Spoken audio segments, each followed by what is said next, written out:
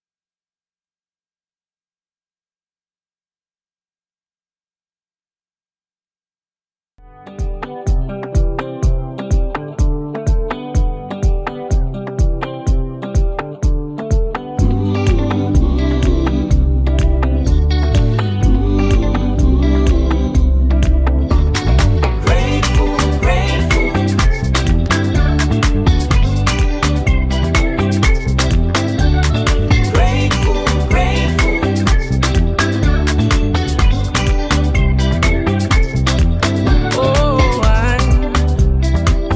I was living for myself, trying to prove my existence. I wouldn't listen to nobody else. But then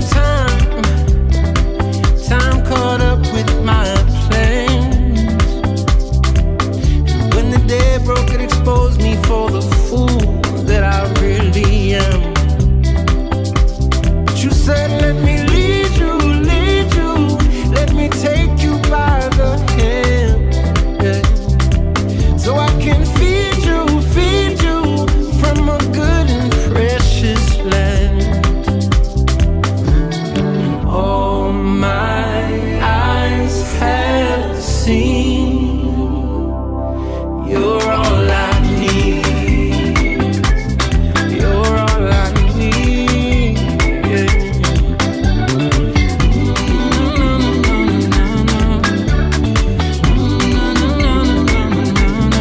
So now I'm learning to walk in your steps. And through the valley of confusion, I've been losing my apprehension with death. But you said, let me lead you, let me take you by the hand. So I can feed you from a good and precious land. Now I owe it all to you, giving my heart to you, freedom becoming true. Nobody else like you, do what you promised to. And I'm so grateful for your love. And all my eyes have seen the wonders of your mystery received. I've tasted what it means. Now nothing else is good enough for me. You're all I need. You're all I need. You're all I need. You're all I need. Oh, I need you. Yeah, I need you. Oh, I need you now. Now I owe it all to you, giving my heart to you, freedom becoming true. Nobody else like you, do what you promised to, and I'm so grateful for you. I'm so grateful for your love. I'm so grateful. I'm so grateful. I need you in my life.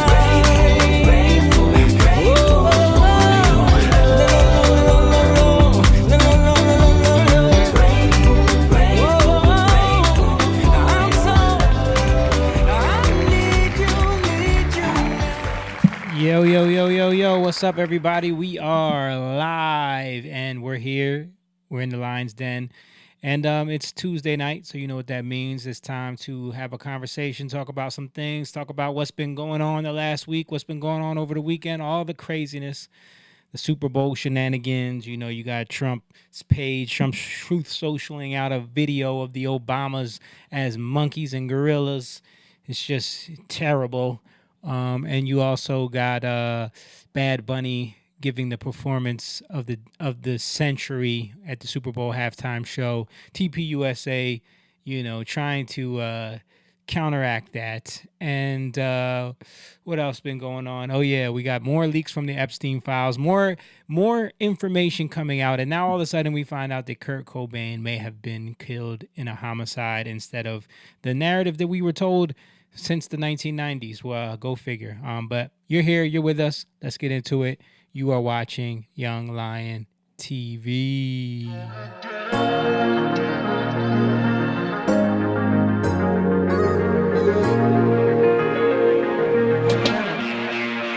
Young lion, everywhere I look, they're dying. Everywhere I look, they're dying. Young lion, everywhere I look, they're dying. Everywhere I look, they're dying. Young lion, won't you get up and start fighting? Everywhere I look, they're hiding.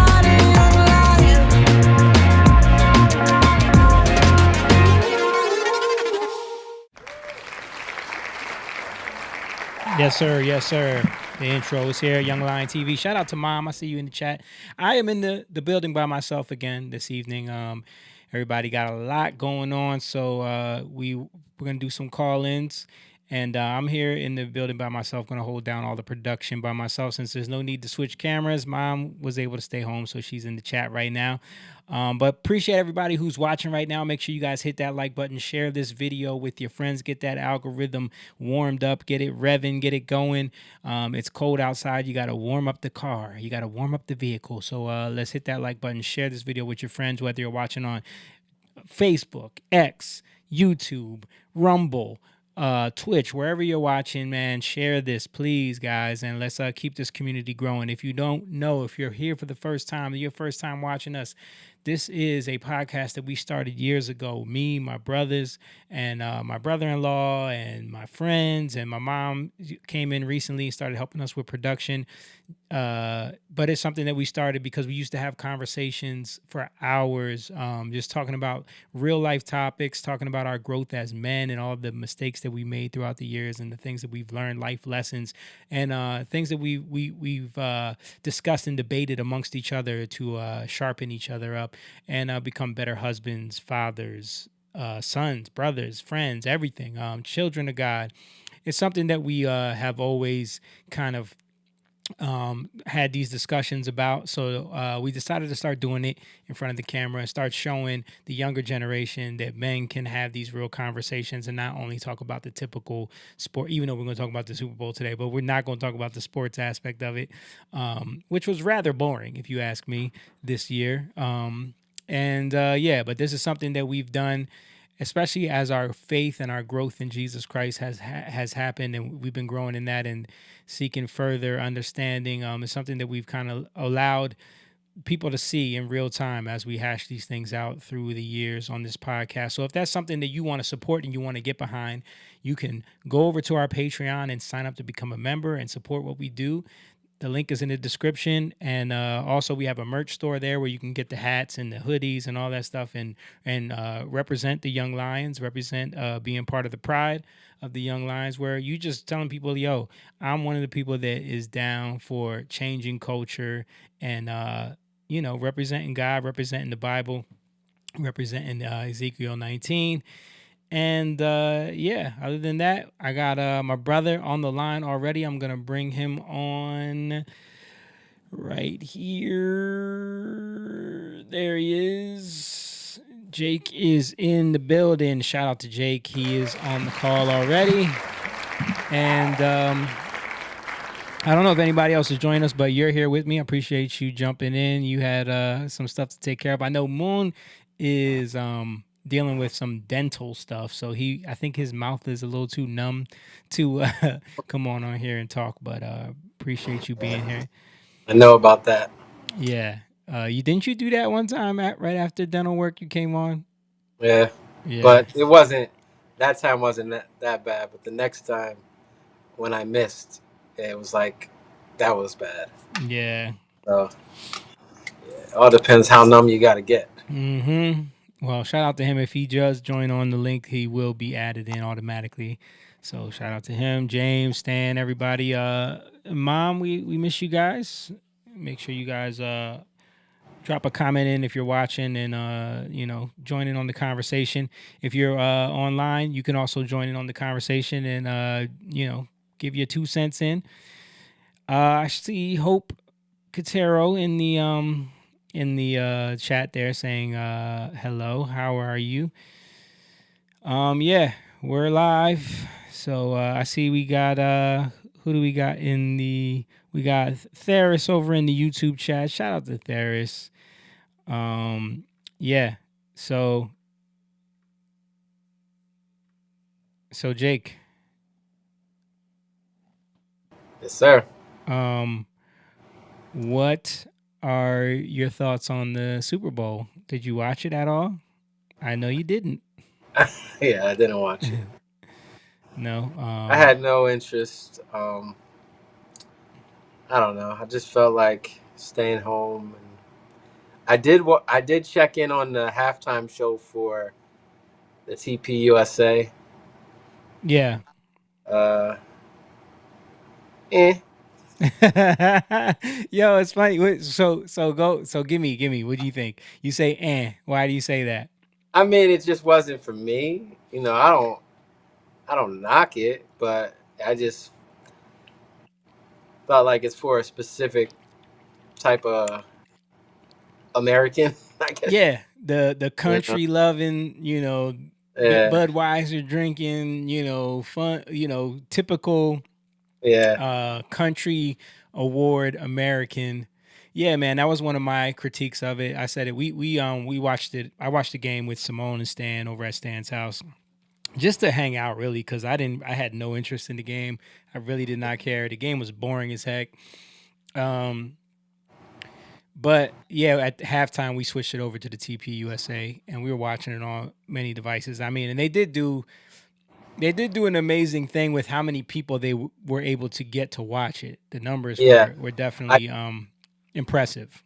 I think that's something that needs to be talked about. I was talking to mom about that too. Like, even though I'm not into a lot of this stuff anyway. So for me, it's like I've never been into the halftime show, so it's a little different for me. I'm always Yeah, like, like I'm there to be with around you guys, whatever. yeah, But but yeah, I thought it was a good disruptor from what people just take for granted. Like yeah, I'm talking about the media take for granted. yeah. They So just that expect that everyone is going to tune in to whatever the NFL is doing at the time. The halftime show was never a thing until In Living Color. really Do you know about that story? no. Yeah. So like, remember because I was watching them get interviewed and talk about the history of In Living Color, and when they first got the deal from Fox, like they were too afraid to give them like a prime time slot because of how controversial it was at the time, and the type of sketch comedy they were doing was like very, it was risque for that time period in the '90s, FCC violations, all that stuff, and so they gave them the opportunity to. Uh, Go on at the NFL halftime, and they did like their first show was at the halftime the NFL halftime, because before that the halftime they used to just do like marching bands, they used to just do like regular football halftime shows. Mm, But then when they saw how many people tuned in to watch In Living Color for that episode, and how like they were like, wow, this could be a thing. So then after that, they started doing the big performances, booking big name acts for the halftime show to make it into an event instead of people changing the channel during halftime to go watch something else. You know what I mean? mm, yeah. So yeah, that it was interesting when I was listening to them tell that story. Shout out to Mike City in there. But yeah, for me, the TPUSA thing, it was like it was to me, it was like it was cool to have an alternative to basically have a an avenue to basically say, okay, we're gonna boycott this Bad Bunny thing, just because like everything that he stands for, you know, people try to make it about bigotry and the fact that he didn't speak English, like that's part of it, but not really. It's just more about what he stands for. And you know, all the people that were saying like, oh, it was a tame halftime show. There was no Satanism. There was no, you know, he didn't wear a dress. But and the crazy thing is, if you look at the lyrics of the songs he was doing, they are so extremely vulgar. People posted all the lyrics like they translate. No one could understand because it was in Spanish. So he didn't Mhm. get hit with no FCC violations. But now after the fact, they're talking about the FCC going after the NFL because the lyrics are very vulgar, just in Spanish. Mhm. You know what I mean? Yeah. So he did do that, and there was some, you know, there was some gay stuff going on in his routine and stuff like that. Very quick and subliminal, but anyway, the point was like to have something to turn to boycott that was a good idea. I didn't really like the fact that it was all one genre of like one avenue. Like this is what America is to y'all. Like if it's not that, then it's this. Like that's to me, that's kind of like missing the mark. Like they dropped the ball there. I feel like you could have got. I mean, for they had Nicki Minaj on the TPUSA stage. They could have like, and I'm not a fan of her music at all. But I'm just saying, like, just to have something other than country music, because it just made it seem like, okay, this is the only thing that we, this is the only thing that we think is America, you know, what I mean? Like white Christian country music. It just made it seem kind of like I don't know, cringy a little bit. Mike City said, "I blame Janet Jackson's titty for the downfall of the halftime show." Yeah, for real. Adam Fields said, "Blessings, fan." What's up, Adam? Been a What's minute, up, haven't seen Adam? you. Yeah, so that was my only thing. Watching it, we watched the whole thing, and we were saying that as we were watching it, like, you know, and I'm not a fan of Kid Rock. You know what I mean?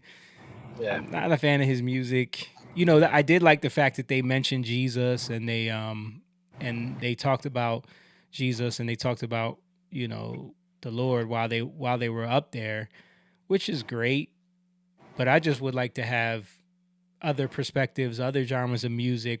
Like I know there's other demographics that they could have brought in or people that are Trump supporters with other music that they could have brought in to do that. So it just felt kind of like they only cared about one, you know, demographic, and I didn't like that Yeah. about the TPUSA thing. Yeah. For me, I don't. I'm not. I don't hold it against them, but yeah, it's definitely not gonna relate. Everybody's not gonna relate to that. Yeah, But again, I like that it was a disruptor to the halftime show. I think the biggest thing for me with Bad Bunny is um because I kept hearing like, oh, he showed the Hispanic culture, you know, Puerto Rican culture, and like, okay, but my thing is like, I know because I know a lot of Puerto Ricans because yeah, I have a lot of Puerto Rican family. People get prideful in that, and you're very biased. yeah, You know, you're very biased. You overlook everything because he's Puerto Rican. yeah, Christians, oh, I'm saying Puerto Rican Christians or Hispanic yeah. sometimes overlook everything because he's Puerto Rican and Well, he's one of we see that us. with Black Christians too. Yeah, it's true. You know, And I so just don't. I'm very against that. I've never liked that. I don't like bias. You should be judging everybody with the same measure. Um, and I didn't like the fact that before all this, he was just going in on the stupid rhetoric that comes out of the mouth of who was just on stage at the Grammys, Billie Billie Eilish, Eilish, yeah, the like same just type of lefty Hollywood talking points. Yeah, yeah, everybody's a citizen. You yeah, know, nobody's illegal. Like he was just going on rants about that for months, yeah, and I know that it kind of came out that they made him if he was gonna do this like recently because of all the backlash, like to tame, you got to make sure it's tame. It can't Yeah. be, you know, It it can't be can't be, controversial. yeah. Yeah. So I think, people don't know that either. Like there's a I did reason hear why. about that Roger Goodell and all of them told him like, you have to tone down any kind of controversy in your performance that you were planning Right. on. They didn't say that to Kendrick. Um, Yeah. And I do think that the Hispanic there is Hispanic culture that, is a part of America absolutely. like anything else.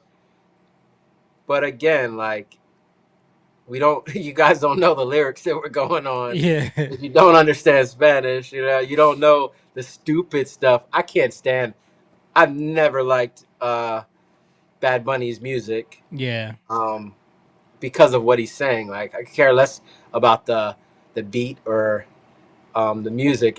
It's what he's saying behind it. Yeah. I mean, And to I and us, I lyrics have always been the most important thing. right. So I hold people to that who say they're Christians Yeah. and they listen to Bad Bunny. I always call them out, like my friends and people who I know.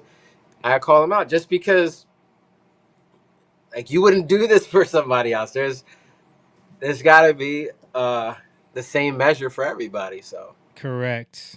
Adam Fields said he's talking about the TPUSA halftime show. He said all white folks, they played right into the racism narrative. Yeah, I know. Like they didn't even think about that. Like this is just gonna fuel the left's like I feel like both of those halftime shows just continue to divide us. Like whoever is on the left sees Bad Bunny's halftime show as the best thing ever. Whoever's on the right sees TPUSA's halftime show as the best thing ever. yeah, And the even the news outlets, I'm seeing them report on the left, Bad Bunny had the biggest numbers in history. I'm seeing them report on the right, Bad Bunny's lost half the viewership left to watch TPUSA, and TPUSA broke records. Like it's all everyone's spinning their own narrative and their own timeline based off of what they want to be true. But I do want to show some of what we're talking about with the lyrics. Let me see if I can find this. I think I had it somewhere.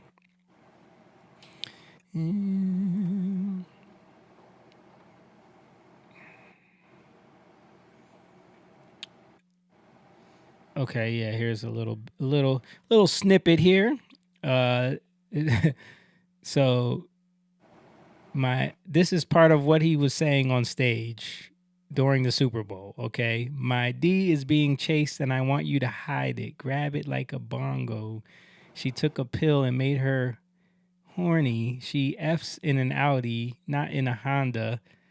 If I give it to you, don't call me cuz it's not to make love to me. If your boyfriend doesn't, oh my gosh, it's disgusting. Yeah, just Joe, so vulgar. yeah, yeah, Come down to my house, I'll lick it all up, mommy. I lick it all up. Come down to my house, I'll wear you out. Come down to my house, and that's just one song. People were posting, the different lyrics. I know I'm doing my best Ben Shapiro right now. yeah. I mean, dude, it's bad on every level. Like artistically bad. You know, Yeah, um, lyrically, like like do just people bad. call this art now? Like just these type of lyrics. Listen, I think people just think whatever's different is art. Whatever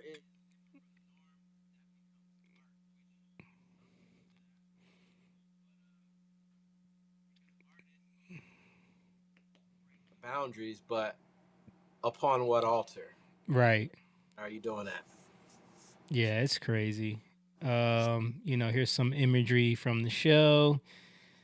Just someone posted this. They said this was Lady Gaga singing in Spanish during the show. Gracias para vivir en la casa, en las escuelas, en el azul marcada. Tienes con vivir en las fortalezas. So I said Lady Gaga at the Super Bowl, trying to pretend like she speaks Spanish. Someone breaking down a translation of Bad Bunny again. See what she says. Okay, so my post about translating Bad Bunny's song so that you know what you're listening to at the Super Bowl went viral. I didn't expect that, but since we're at it, let's translate another song. This one is called Vatican, and this is a clip from that music video, so you know where that's going. He spelled Vatican with a B for some reason. But here we go, let's start up there. Perhaps my music isn't clean, but I didn't invent sex and marijuana wanna. A, where is the horny one? Raise your hands. A, grinding, and we go. To the Vatican, call your mom to ask for your hand. A, I was in hell when I stumbled upon a she-demon. She was selling her soul and I bought it. She was yummy, but her friend was even yummier. Let's go, the three of us. Let's go, the three of us, yes. Where are we? I don't know. Who are you? I don't know. God forgive me because I have sinned. You are horny, I know. Let's go. I know. God forgive me, AA. I'm gonna skip this paragraph because it's irrelevant. He's talking about being in the club and the club being lit. But let's go to this paragraph here. It says, everybody fornicates here. The waiter and the preacher. Hey, mommy, you're so fine. Send me a picture of the young Mika. I don't know who young Mika is. They got me overthinking. The night got kinky. And in her ass, the pinky. Her hair purple like Inky Winky. I slap her ass and I leave her like Poe. I give it to her where she goes pee-pee and where she goes po-po. You already know what that means. God is watching, God is listening. That is what we're teaching our children. Hey, to believe in God, you don't have to be a minister. No man on earth has the right to judge in the name of Christ. And again, this is coming from a guy that takes pictures dressed as Baphomet. I mean, if you don't see it, you're blind. I mean, what are these lyrics? Yeah. What are these lyrics? I mean, this should be pretty obvious to anybody. Like, Yeah. this is not hard to see through the lines. It's just bad. Adam Fields says, and they hide all that under a cloak of love, compassion, and unity. Yep. Guess he's talking about the performance. Yeah, it's crazy, man. Like, I didn't even know. Like, I never listened to his music, and I had no idea that that's like the lyrical content that he had. I didn't realize it was that bad. Yeah, I did, and that's why I don't let my kids. Dude, that's worse than anything I can think of in English. Yeah. Like the worst music that we have in English. That's worse. Yeah, I don't. That's why I don't even let my kids don't know what they're saying. But I'm saying, like, if it's playing somewhere, I'm like, all right, guys, we're not listening to this. Yeah. It's horrible, man, and the fact that people don't even pay attention to the lyrics, because a lot of them don't.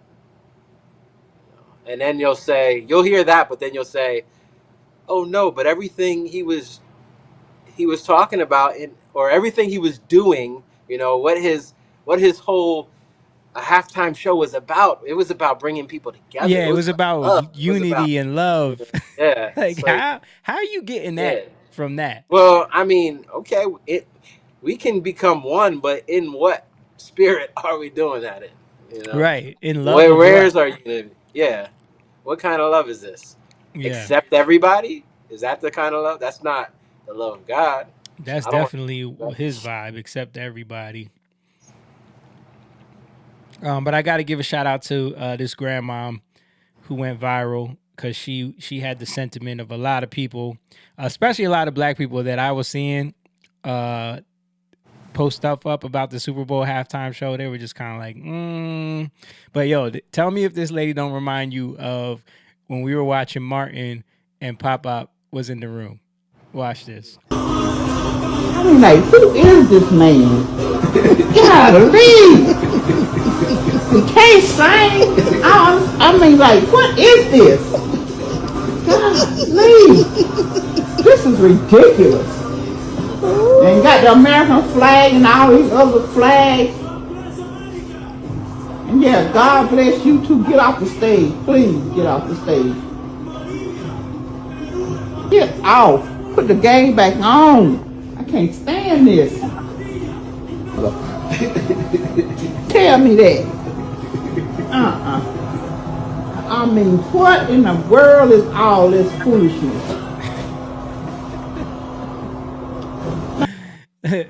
She said, "What in the world is all this foolishness?" That just reminded me of Pop Up right there. Yeah. Yeah, man. We didn't know it back then when we were when we were teenagers. Like watching Martin Lawrence laughing and our grandfather was just like, "What are you guys watching? This is horrible."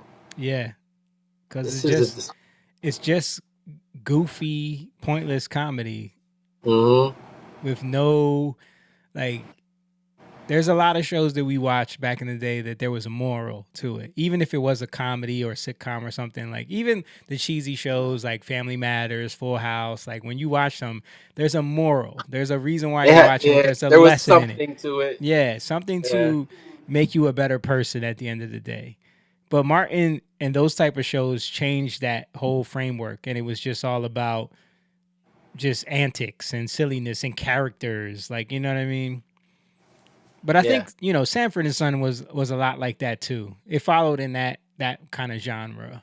Yeah, caricatures. Yeah, very much caricatures. I mean, Martin played a bunch of caricatures. The ghetto black chick, the washed up pimp, the security guard, the black kung fu guy. You know what I mean? They're all caricatures.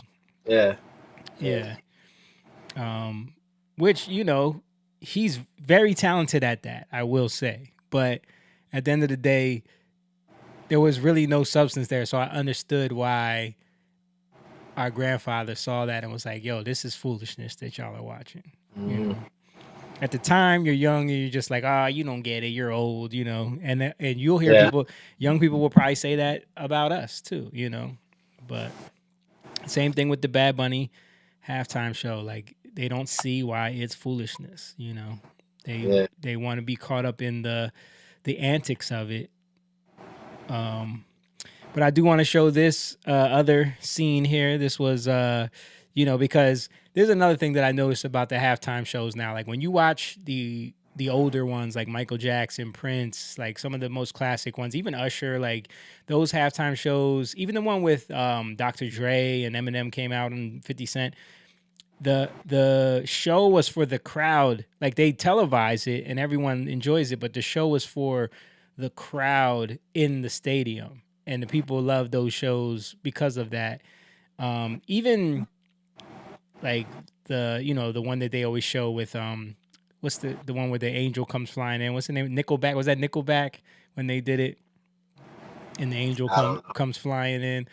They always show that one. But anyway, like all those performances were played to the audience. But I've been noticing, like in the last few Super Bowls, Travis Scott, especially The Weeknd, and this one, they're playing to the cameras only. Like they don't care about the audience there at all. The entire production is centered around the TV audience, and it's centered around making it look like a studio production almost, but on the stage.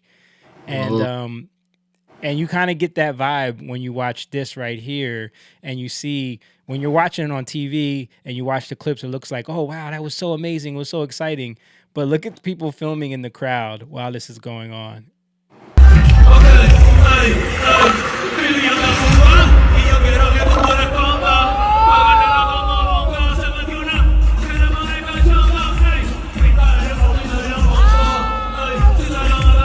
I mean, it kind of looks very dead and boring.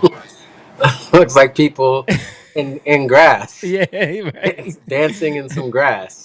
That was funny when the people hidden in the grass were running onto the field. Everybody was making memes. I even posted one about a new disguise for illegals coming across the border and just got unlocked.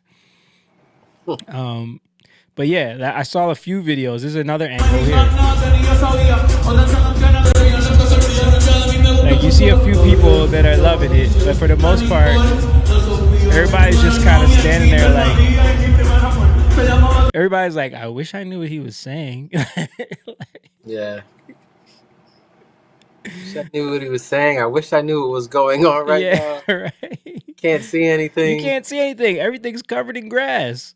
Yeah, it's interesting that choice to make it about the cameras, right? Hmm. That shows you what their intent is. And I think for the NFL, like the NFL clearly wants to expand and become bigger and reach out to a worldwide audience. And they know that Bad Bunny is the biggest artist in the world right now. So that was their goal in all of this. I get that. But at the same time, you're alienating your core fan base, which is something that Bud Light did, something that all these other brands are doing. Like you could tell from the people in that crowd, they're just kind of like, okay, I guess this is Yeah, I mean, let's listen. Nobody's gonna watch football over soccer in South America, not at all. or It's never gonna or happen. because it's not even called soccer; it's football, Yeah, right? no one's So gonna how you watch gonna watch? American football. Yeah, how you gonna watch football, American football, when it's actually called football in other countries? Yeah. Um, they're too into football. It's not gonna change. And the fact that they even call it American football shows you that they feel like it's not for them. You know what I mean? So Hmm. you're fighting an uphill battle. You might be able to get people in like, certain countries, certain parts of the world, but South America and most of Europe, man, that's a tough fight right there. Yeah, yeah. Yeah. Maybe England, like maybe they've done some games over there, Yeah, and they do but games in Mexico too, mm, but it's I don't see how totally alienating everyone who's in that stadium who doesn't understand what he's saying and like doesn't feel like they can connect with this show at all gave them a good experience for the Super Bowl. but again, dude, we gotta think about this too. Maybe it's breaking some of the spell that it's just a game. True. Like it's not that big of a deal because you can only hype something for so long, and then you It loses realize, it like, loses okay, its yeah, like you said, it loses the spell wears off. hmm Yeah. Yeah, man. Well, I wonder what they're gonna do next year. I wonder if the I wonder if the impact of TPA USA means anything. I mean, I'm sure they lost some ad revenue because of the people that tuned out. I will show this. I know TMZ did a poll on X trying to see if they could make TP USA look bad, and it had about like 383,000 votes, and it says while Bad Bunny took one of the world's biggest stages Sunday, mocking the Super Bowl halftime show from the stadium, Kid Rock tried to outshine BB with his own concert for Turning Point USA. Who had the better halftime show? And it seems like Kid Rock won that battle on their poll by a lot. Mm. So, and then I see this report from Benny Johnson saying preliminary rating numbers showing viewership for Bad Bunny's halftime performance tanked 39% from last year. Only 26.5 million households watched, 48.6 million tuned into the game, meaning nearly half of of Americans turned off the TV at halftime. Total cultural victory. So 26.5 million U.S. households watched Bad Bunny's 2026 Super Bowl halftime show, down 39% from Kendrick Lamar's performance in 2025. So yeah, this is how they skew the numbers, because then they'll say it had this amount of viewers, but this amount of households. So how do you gauge that? Because they can make the numbers look inflated if they say it had 135 million viewers, but they're counting metrics from like bars or like Xfinity Lives and places like that, and then they just inflate numbers those ways. So those numbers aren't accurate. And then households, they'll say like, okay, so 26.5 million households, that's an average of 4 people. So if we do that math, you know what I mean? This is how many people were watching, but you can't really gauge that. You don't know if one person in the house was watching and nobody else was watching, so it's just interesting how they come up with these numbers, these Nielsen ratings and all that stuff from TV. You're finding out is all BS. But yeah, so, well, it'll be interesting to see what comes of this, what they do next year. Will Jay-Z still be in a position to ruin halftime? I think he's done a terrible job since he's been in charge of it. I mean, what do we have? Travis Scott, Kendrick Lamar, Bad Bunny. Who else did he bring in there? I don't even remember, but yeah, all pretty bad halftime shows as far as I'm concerned. Let me see. I think I had, yeah. So I wanted to show this too, because these are the different perspectives I was talking about. So Breitbart does an article. It says nearly half of the households watched the Super Bowl tuned out at halftime performance. They also represents a 39% decline in viewers when compared to last year's halftime show. And then you have The Hill. Bad Bunny helped Super Bowl. I don't even know Roman numerals anymore. What is that? 60? Bad Bunny helps Super Bowl 60 peak with 137 million viewers. And yeah, then they rank it like his had the most viewers. But this is what I'm talking about. 137 million viewers. Where do you get that number from? Where do you get that number from? Like, at least with the TPUSA thing, you can look at it. It had, when I turned it on at halftime, it had 5.9 million people watching on YouTube alone, concurrent. Yeah. And then they said that went up to about 6.1 at its peak, and then, judging on all the other platforms combined. But yeah, these numbers just seem crazy. And I saw all the different left wing, right wing outlets are all reporting it the same way. If it's on the left, it's 137 million viewers, the highest of all time. And then if it's on the right, it's it was down 39% and half the viewers left during a halftime show. So it's just interesting. Continue to divide us in more ways than we can count. All right, moving on. So there was a big scandal over the weekend as well. You know what I'm about to talk about, Jake, right? Yeah, I have a good idea. All right, let's bring it up. I mean, we heard about this from multiple people in our circles. We talked to multiple people about it. It comes from, if you can see the screenshot here, Donald Trump truthing an image that depicts Michelle and Barack Obama as monkeys, which we all know is the most racist thing anyone could ever do, is pretend that black people are monkeys. We know that is racist.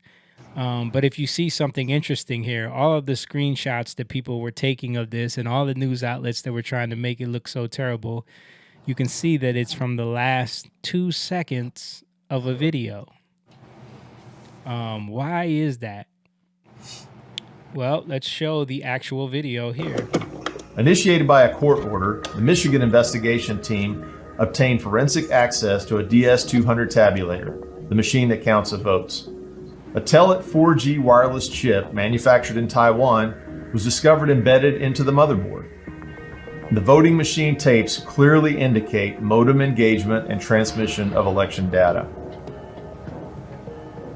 Some of the anomalies that we noticed in the 2020 general elections, that 5 key states all stopped counting at a certain time in these key battleground states.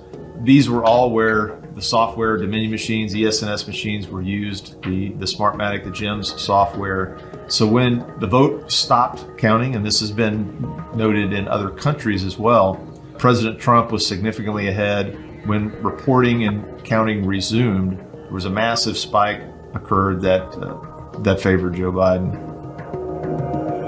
And there you go. And then you see it right there. So Initiated by if you watch that carefully, it seems like Trump was whoever was running Trump's account was posting a screen grab of a video that was talking about the 2020 election being stolen. And if you know anything about when you watch videos on X, after a video's over, it auto scrolls to the next video. And whoever the genius is that posted this didn't shave off at the end when it auto scrolls to the next video. You can see it right here. And the next video that came up was this video that someone made depicting pretty much all of the politicians in the current zeitgeist in a jungle atmosphere. I'll show the original video here. This is the video here. So it starts with Michelle and Barack as monkeys, but it's the entire political landscape as animals, pretty much, mostly the Democrats, and then Trump's in there as the lion.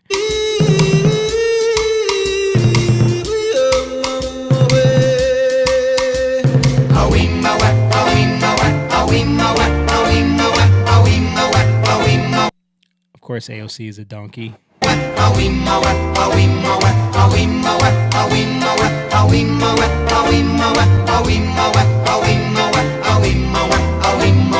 Oh, Joe Biden's a monkey too. In the jungle, the mighty jungle, the lion sleeps tonight. In the jungle, the quiet jungle, the lion sleeps tonight. Okay, so you get the point. So somebody made this video depicting mostly all of the Democratic politicians as jungle animals, and then Trump is the lion in this classic doo-wop song. But people not having the capacity to handle any nuance or semblance of logic or just truth or honesty just went insane over this. Every news outlet shared it millions of times, talking about how this was so racist, and people we talked to couldn't believe it. You can't tell me that this is not racist. This is racist. This is racist. This is racist. But as you can see, I just broke it down and showed you right there that at the most, it was a stupid mistake that somebody that was running the social media account at the time made and didn't shave that part of the screen grab off, which I don't even know why you're posting screen grabs. If you you would think that they would be able to do a better job with their editing than that. But anyway, your thoughts, Jake. What are your thoughts on the racist video that was shared? Why do we have every time this stuff like this happens? You know, we got a bunch of people who are kind of like on the fence with things. They kind of dip their foot into like the truth, but they get scared. You know what I mean? Yeah, it's like they don't want to go in the water. That's a great analogy. Like we're in the water, like, come on, guys. Yeah. Like, and then they like I'm telling touch you it with it's their nice. toe. Yeah.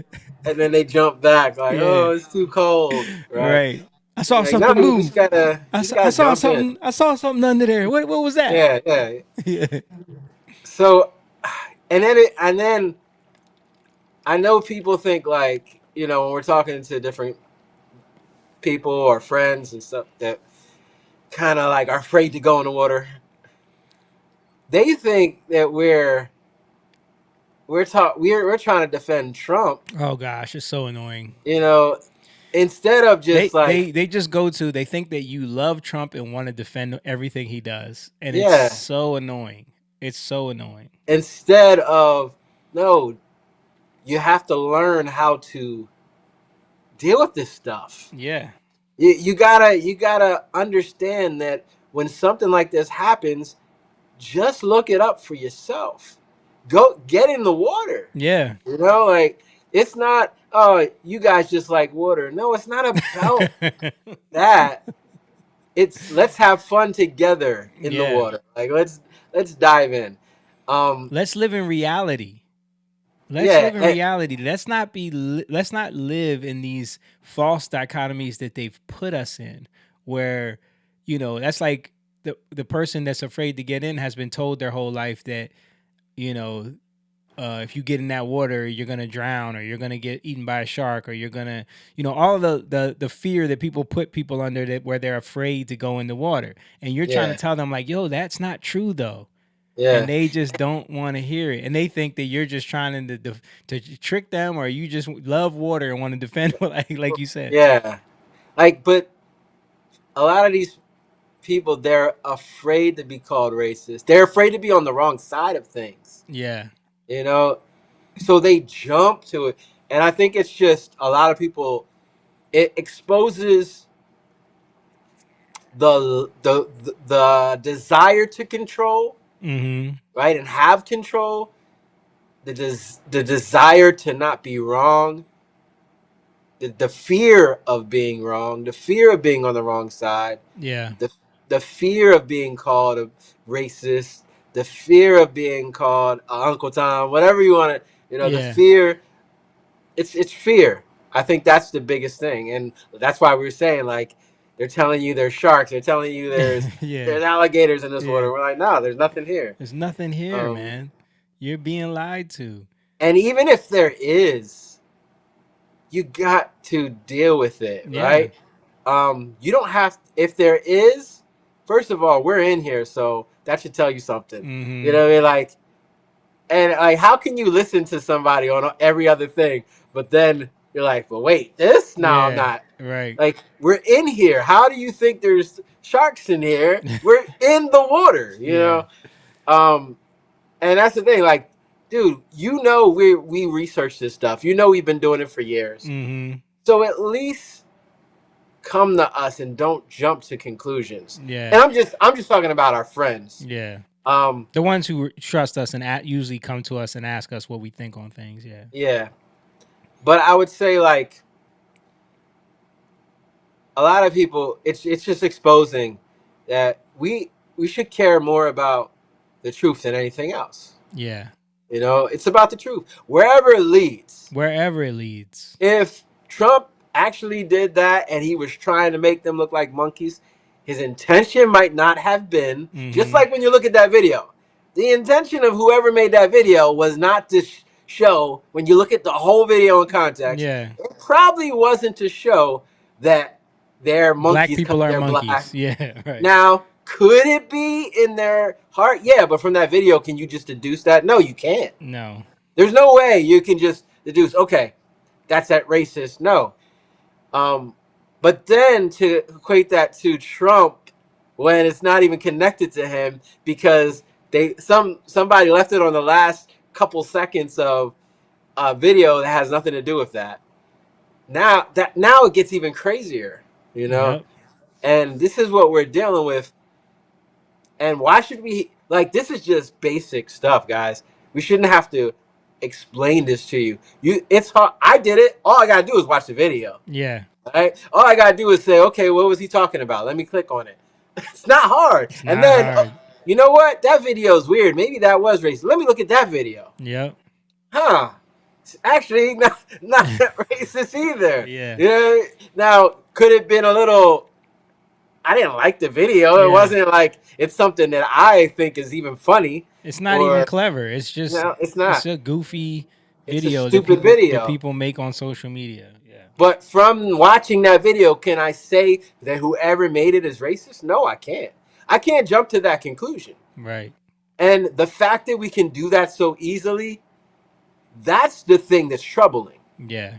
You know? But that's where we are now. I mean, everything is about virtue signaling, proving you're not racist. I mean, even all of the people that I saw coming out, you know, posting about how the Bad Bunny Super Bowl was the best halftime show ever. It was so amazing. Like, and it's people, I saw a bunch of people on social media posting that, people that we both know have been and are probably still racist in the past, you know what I mean? But like, will virtue signal on social media because they're lefties about how great it was, you know what I mean? Just to make it seem like they're inclusive minded, you know what I mean? It's hilarious.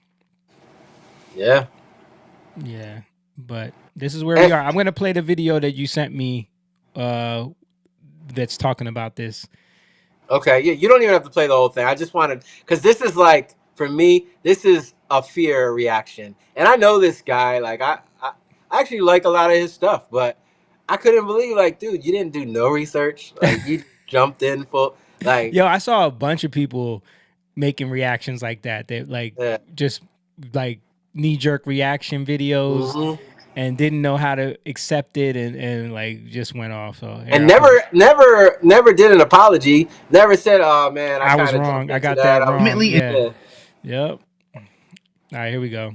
in shock. If you can't call out your president for blatantly racist behavior, you're not following Jesus. You're following the cult Oh of my conservatism. gosh, here we go. You're following dogma. You've been brainwashed. I'm just going to be honest. I voted for Trump. I like a lot of stuff that Trump does. This is racist. It's awful. It needs to be repented of, and it needs to be publicly apologized for. And if you can't Repented. separate Republican versus Democrat in light of evil versus good, just go look at the Epstein files and see who's listed. This is not blue versus red, right versus left. This is evil versus good. And both parties are complicit. Even that, like, go read the Epstein files and see who's listed. Yeah. What does Where that you- mean? Yeah. What does it mean to be listed It's in the for, files? It sounds like you didn't really read the Epstein You file. didn't know. You don't know You what you're know, talking like- about. Like, oh my goodness, man. Yeah, we talked about in the car how Marcus Rogers came out, did a reaction. A bunch of other people that usually support Trump just like jumped all over this one, and yeah, haven't seen any apology. Haven't seen any like, oh man, I jumped the gun on that one. I didn't really do the research. You know, it's crazy, man. But this is the Yeah. times that we're in. I will say though, it wasn't a good look. Oh, absolutely. Like, you know, like Just like how we said the TPUSA thing wasn't a good look for them Yeah. to you know, we can call that out and say that Yeah. it was terrible, and I hope someone got fired over that. You know what I mean? Mhm. And maybe he should have came out and made a statement about it, but I know he'd rather just never apologize and avoid it, because once you start apologizing, then they just pile on, and it's never no coming back from that, especially if you're Trump. But yeah, I agree. I think it was a terrible look. I think whoever did that did a huge disservice to everything that people are trying to accomplish. And like you now, again, you create a scenario where people have to openly and actively defend Trump now and become Trump defenders to bring the nuance and the truth to the situation. It's annoying. Yeah. And again, like, dude, Trump is we're not sitting here like, I don't agree with the stuff he does sometimes or A the lot. stuff he says. I think he's got pride. I think he can be motivated to go a different way than I would like. But at the same time, you got to be honest when people are trying to bring about a narrative. Like when this guy right here, I think his name's Ryan. I don't know his last name, but maybe Ryan Mitchell. I might be wrong. But when he's bringing this up, like, you're jumping to conclusions. Yeah. And that's what I don't like. You gotta call, if you can't call this out, you're biased. You're not seeing, like, no. You worship conservatism or whatever. You Yeah, say. like, Yeah. that's totally off. Yeah. You know, you're jumping to something, and the only way you can do that is because your emotions get you. Mm-hmm. You know, and you're not seeing it clearly. Like, you got to do the research. Now, if he did do that and he meant it, like, and if he did it like where he just had a picture of them as monkeys, Yeah. like, and he posted that, Yeah.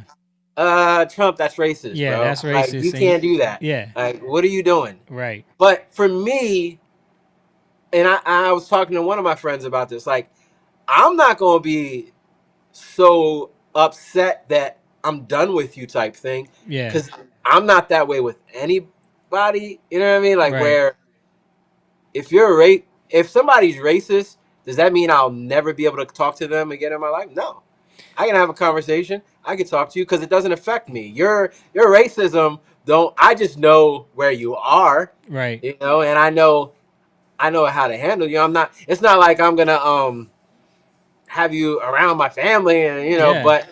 but I know that I can deal with you in a certain way, and it doesn't scare me. Yeah, and also if someone does a thing that is racist, doesn't make them fully a fully racist. You know what I It mean? Like doesn't. sometimes, Yeah. you Right. know what I Right. mean? Like, but if I understand what you're saying, but yeah, if somebody that I know does something, that I'm like, yo, that's racist, bro, and they're like, oh, Hmm. my bad. You know what I mean? I didn't Yeah. realize that's different. But someone that's an actual racist, yeah, I understand what you're saying. Like, you have to know how. And I think for us it's different because we grew up around people that were racist towards us because we were part black, but also because we weren't fully black. You know what I Yeah. mean? Or Yeah. because we weren't fully Puerto Rican. Yeah. We've had people be racist to us on all those fronts. So it's like, okay, I know how to navigate and exist with people, even in my own family, even in my own friend circle, that will treat me different because I'm different than them. So yeah, there's a lot of nuance to that. Mom said, Jamie, even this old lady looked into that video and knew it wasn't Trump. Yeah. Uncle Denny said, did you see the post how he got his start financing from Chavez and his drug cartels? Yeah, we talked about that when he first got assigned the Super Bowl position. He talking about Bad Bunny, about how he's a communist and how Chavez is the one that financed him and everything. Yeah, and that's his real agenda, is to push communism. But talking about defending Trump and talking about Trump and the stories, we had a bombshell release today that I want to show you. I don't know if you heard about this, but apparently a new document that someone found in the Epstein files came out today, and it showed. I'll pull this up. It showed that Trump called the police about Jeffrey Epstein in 2006, where he described Ghislaine Maxwell as Epstein's evil operative. Here goes the document. Here it says. What is this? This is an interview with Trump.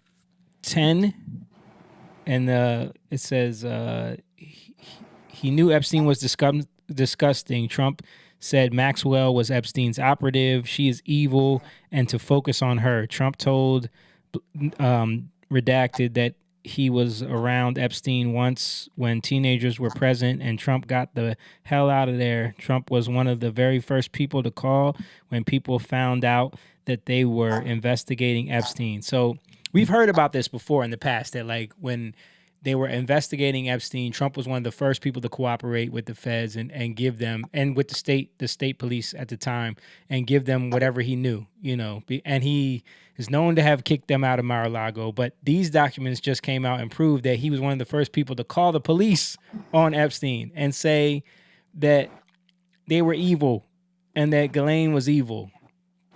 And it was so bad that all of these news outlets had to come out and report it. ABC News, a former police chief who investigated Jeffrey Epstein in the mid-2000s, told the FBI he had received a call from Donald Trump at the time to say, "Thank goodness you're stopping him. Everyone has known he's been doing this," according to an FBI account. Forbes came out. Trump reportedly called police about Epstein in 2006, said Ghislaine Maxwell was evil. And I saw a bunch of other news outlets reporting it and having to back up this story, which I know the left is definitely losing it over, because the whole point of this Epstein release was to prove that Trump was best friends with him and basically engaged in all of these activities, and his bestie, and they wrote love letters, and that we were going to find out that Trump was engaged in horrible activities, which, there was things in documents that mentioned Trump's names, but we talked about that last week, where a lot of those claims, most of them, the ones that accused him of doing things, was from uncredible sources who were investigated and found out some of them were were mentally ill. Others were just unsubstantiated claims, and a lot of them were placed in 2025 in a tip line to make Trump look bad. I want to show this also. One of the files in the Epstein release showed that Jeffrey Epstein in 2018 purchased 330 gallons of sulfuric acid. Just a little bit suspicious there. Yeah. Little bit suspicious there.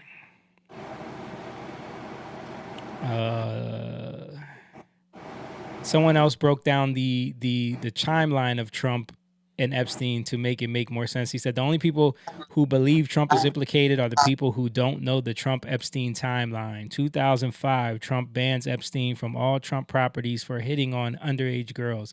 2006, Epstein arrested in Florida after Trump helped victims go after Epstein. This is after we just found out he called the police in 2006. This is after he cooperated with them. 2008, Epstein was convicted on minimal charges, an 18-month sentence from Bush-appointed judge, and let off the hook by Clinton-allied FBI. This is when he got that sweetheart deal in 2008 when he was allowed to go in and out of jail and have Wi-Fi access and do whatever the hell he wanted and basically just not even be in prison. Yep. And then 2008 to 2016, Obama and the Dems did absolutely nothing about Epstein. The media didn't touch it. It was a conspiracy theory. This is when we saw the clip of who was the girl who was on was it ABC when she was talking about how she had the whole story. They interviewed people, they interviewed victims, but the network wouldn't let her air the story because they wanted to interview the Duchess and the Prince at the time. What was the chick's name? I can't remember, but she was a news anchor. She got caught on the hot mic talking about how they wouldn't let her tell the story. Yeah. 2017, less than 3 weeks after inauguration, Trump signs EO 13773, targeting transnational criminal organizations, preventing criminal trafficking. It was one of the first things Trump did as POTUS. Trump targeted not just Epstein's operation, but others like it around the world. Trump's DOJ in 2019 arrests Jeffrey Epstein, seizes his island, throws him in jail for crimes against children. That happened under Trump, y'all. Trump, his best friend, remember. 2020, Trump's DOJ arrests Ghislaine Maxwell, throws her in jail for crimes against children. Now, 2021 to 2024, under Biden and the Dems, they didn't say a word about Epstein. In fact, when it was brought up, it was a conspiracy theory again. Anyone who's spreading that Trump is implicated in crimes related to Epstein is simply proving that they are ignorant to the entire situation and timeline. Trump is not Epstein's buddy. Trump used the full force of the U.S. government to take Epstein out, shut down his operation, seize his island, and threw his ass in jail. Trump has been after Epstein for 20 years. After Trump found out the monster that he was, Trump knew that what he had to do. Trump is Epstein's number one enemy. And in the files, you see that multiple times. Epstein said that Trump is the worst person that he's ever met. People are trying to use that as some kind of ammunition against Trump when you actually are making the case for this. They don't realize how stupid that looks. Like, even Jeffrey Epstein said Trump's a horrible person. That's just like people being mad that he didn't like black women. It's so stupid. But yeah, so you see the narrative falling apart in real time with the Trump and the Epstein thing. Mm-hmm. Yeah, very interesting. Yeah. But that's why it was so annoying to me. And I still don't understand why, but when he got elected this time and they tried to like change the whole tone. At first it was, we're going to release the Epstein files. We're going to do this. We're going to do that. And then all of a sudden it was, okay, we didn't really release them. We've kind of faked it. And then anyone who asks about it, why are you still talking about this? Like, Jeffrey Epstein is a hoax. That's why that whole thing kind of threw a lot of people off. Because it was like, wait a minute, you have this record of going after him. You talked about him openly in public. You did talk about him on the campaign trail. You talked about the Epstein files. And then all of a sudden it just kind of went left. And I think it had a lot to do with what he knew they were trying to cook the books with him and Epstein, like put his name in the files multiple times to try to discredit him in a lot of senses. I think that's what it had to be. I think you're right. I think that they were like, well, how do we... I think he didn't trust the public, and he knew that they were going to take stuff and try to twist it. Mm-hmm. And In the media, he knew the media would do yeah. that. So yeah, he tried to act like it was nothing and I think when he says that, it's maybe that part, but there might be some more to it. Could be, you never know. What I will say is Jeffrey Epstein dead? Bro, I was just about to show. That was my next Okay. video. That was my Like, next video. I don't know, Have you man. seen the pictures of the dude that they found in Tel Aviv that looks like him? Yes. Okay. Did anything come out about that or no? No, they have. No one said anything about it, but Because it looks just like him. it looks just like him.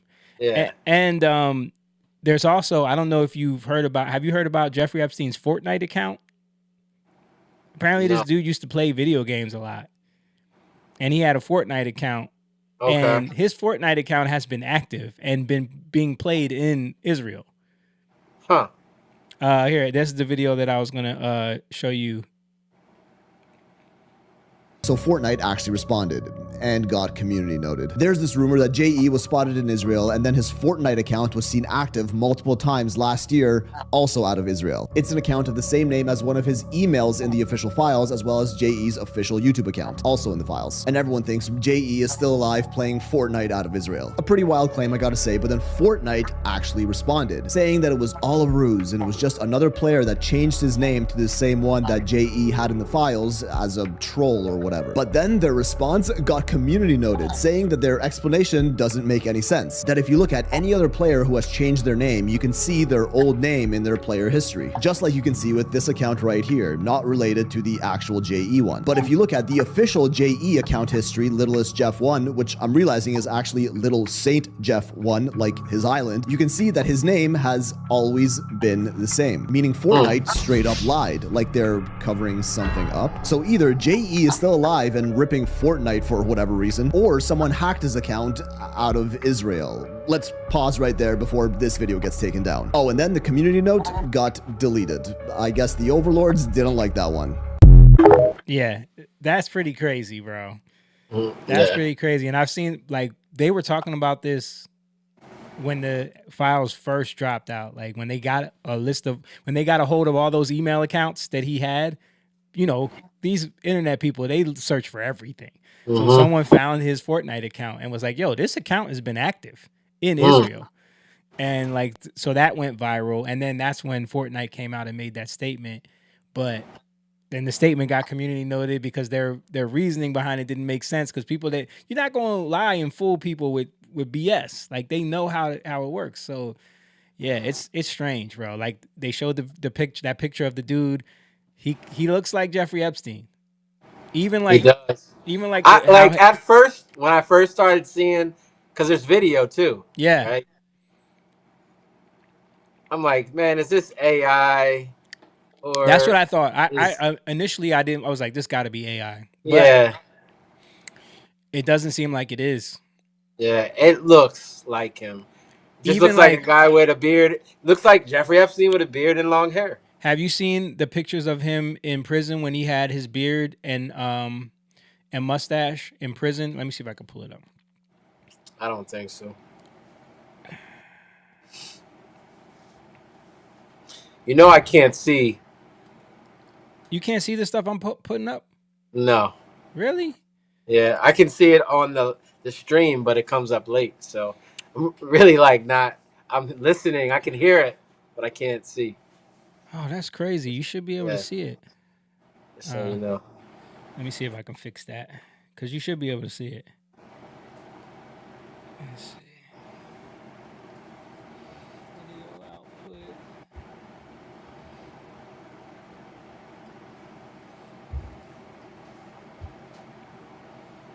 Do you see yourself now on the little I block? do. Okay. Yep. All right, cool. So now you should be able to see it. Can you see this? Yes, sir. Okay, now look at his beard and his mustache, right? You see how his mustache and the little darker piece, it's a little darker. Now look at this guy. Yeah. It's even the same shade. Yeah. Yeah, this is some interesting stuff. And of course, Jamie, we're not saying this is Jeffrey Epstein, but definitely interesting. And the Definitely fact that I interesting. know in the files there was some stuff about how he can't stand Tel Aviv. Like, did you hear about that? No, Like, what? I didn't see that yeah, part. there was some stuff I saw about Israel. Like, he did. There was some stuff he talked about, like Goyim and stuff, right? Too. Oh, absolutely, yes. So tons But of Goyim stuff. yeah, but I mean, obviously the guy isn't practicing Oh heck Judaism. no, he's literally a devil. Did you Yeah, see that? Did you see the Steve Bannon interview when he asked him, "Are you the devil?" no, There's a clip about that where he asked him, "Are you the devil?" and he goes, and he says something weird about I have a good mirror. Like he's saying like, he says like I'm not the devil, but I have a good mirror. Like basically saying I know I'm evil. You know what I mean?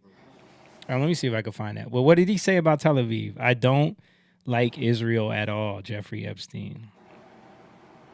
You, your girls would love it. Would you be? I do not like Israel at all. So the only thing I see is Epstein reported to go to Israel as he didn't like it. Come to Israel with us, relax, have some fun, interesting. Boom, boom, boom. Yeah, so I see him saying that he doesn't like Israel. maybe it was Israel. Yeah. I don't know why I was thinking about Tel Aviv. Might have been something else, but But listen, you might hate Israel unless the choices are go to Israel right. or die in prison. You know what I mean? Yeah, I mean, if he was working for Mossad, I mean, Yeah, could be a connection, right? absolutely. But it's weird because he had bodyguards, whoever this guy was, Yeah, right? He obviously had guys that were walking with him, absolutely. you know. So it's very interesting, man. Here's this the clip I was talking about. But why now? Yeah, that is a good Why question. now? Why now? Like why Like, is all that? Why decide to release all this now? I mean, why is he being seen now? Is I it mean, just because people are more? It's more. it's more Is it in. kind of like the new car phenomenon? I You think know, so. like I think so. I you're think it's aware of something, so now, yeah, because now we're talking about it again. Now people are now that in the files, the dude went on Reddit and talked about how they swapped his body out, like the guy who worked in the prison. yeah. So now people are actively looking for him. So I think that's what causes it. Hmm. But check out this clip right here. Do you think you're the devil himself? No, but I do have a good mirror. You're telling me that during that day, One. you never had a moment. You sat there and go, what the fuck have I done with my life that I'm in a 6x9 jail cell when I should be on a trading desk or I should be in my $250 million greatest townhouse in New York City, taking calls from the king of Saudi Arabia, the president of China, the head of Russia, the president of the United States to save the world's population from a financial debacle. No, I would just say how strange that this happens. It's strange. I'm wearing a jumpsuit and flip-flops. What color was the jumpsuit? Brown. Brown jumpsuit and flip-flops. Flip-flops, yes. With no access to books, no access to newspapers, No access to anything. You had lived on information. Except my Almond Joy bars. I had extra Almond Joy bars. Did you eat Almond Joy bars and things like that because you were afraid of what the cooks did to your food? Yes. 2. What are you, class 3 sexual predator? Tier 1. Tier 1, you're the lowest, but a criminal. What percentage of people do you estimate would say, I don't care, I want the money for my children? I would say everyone said I want the money for my children. Did they know where the money came from? I think if you told them, if I told them the devil himself said, I'm going to exchange some dollars for your child's life. Do you think you're the devil himself? No, but I do have a good mirror. It's a serious question. Do you think you're the devil himself? I don't know. Why would you say that? Because you have all the attributes. You're incredibly smart. You remember the devil. Somebody knows what? The devil's brilliant. You read Milton's Paradise Lost. No, the devil scares me.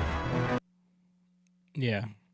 And then after he asked him about that was when he ended the interview. Right after he asked that question, right after that little exchange, he goes, "All right, we got to go." Now, here's another interesting thing. Yeah.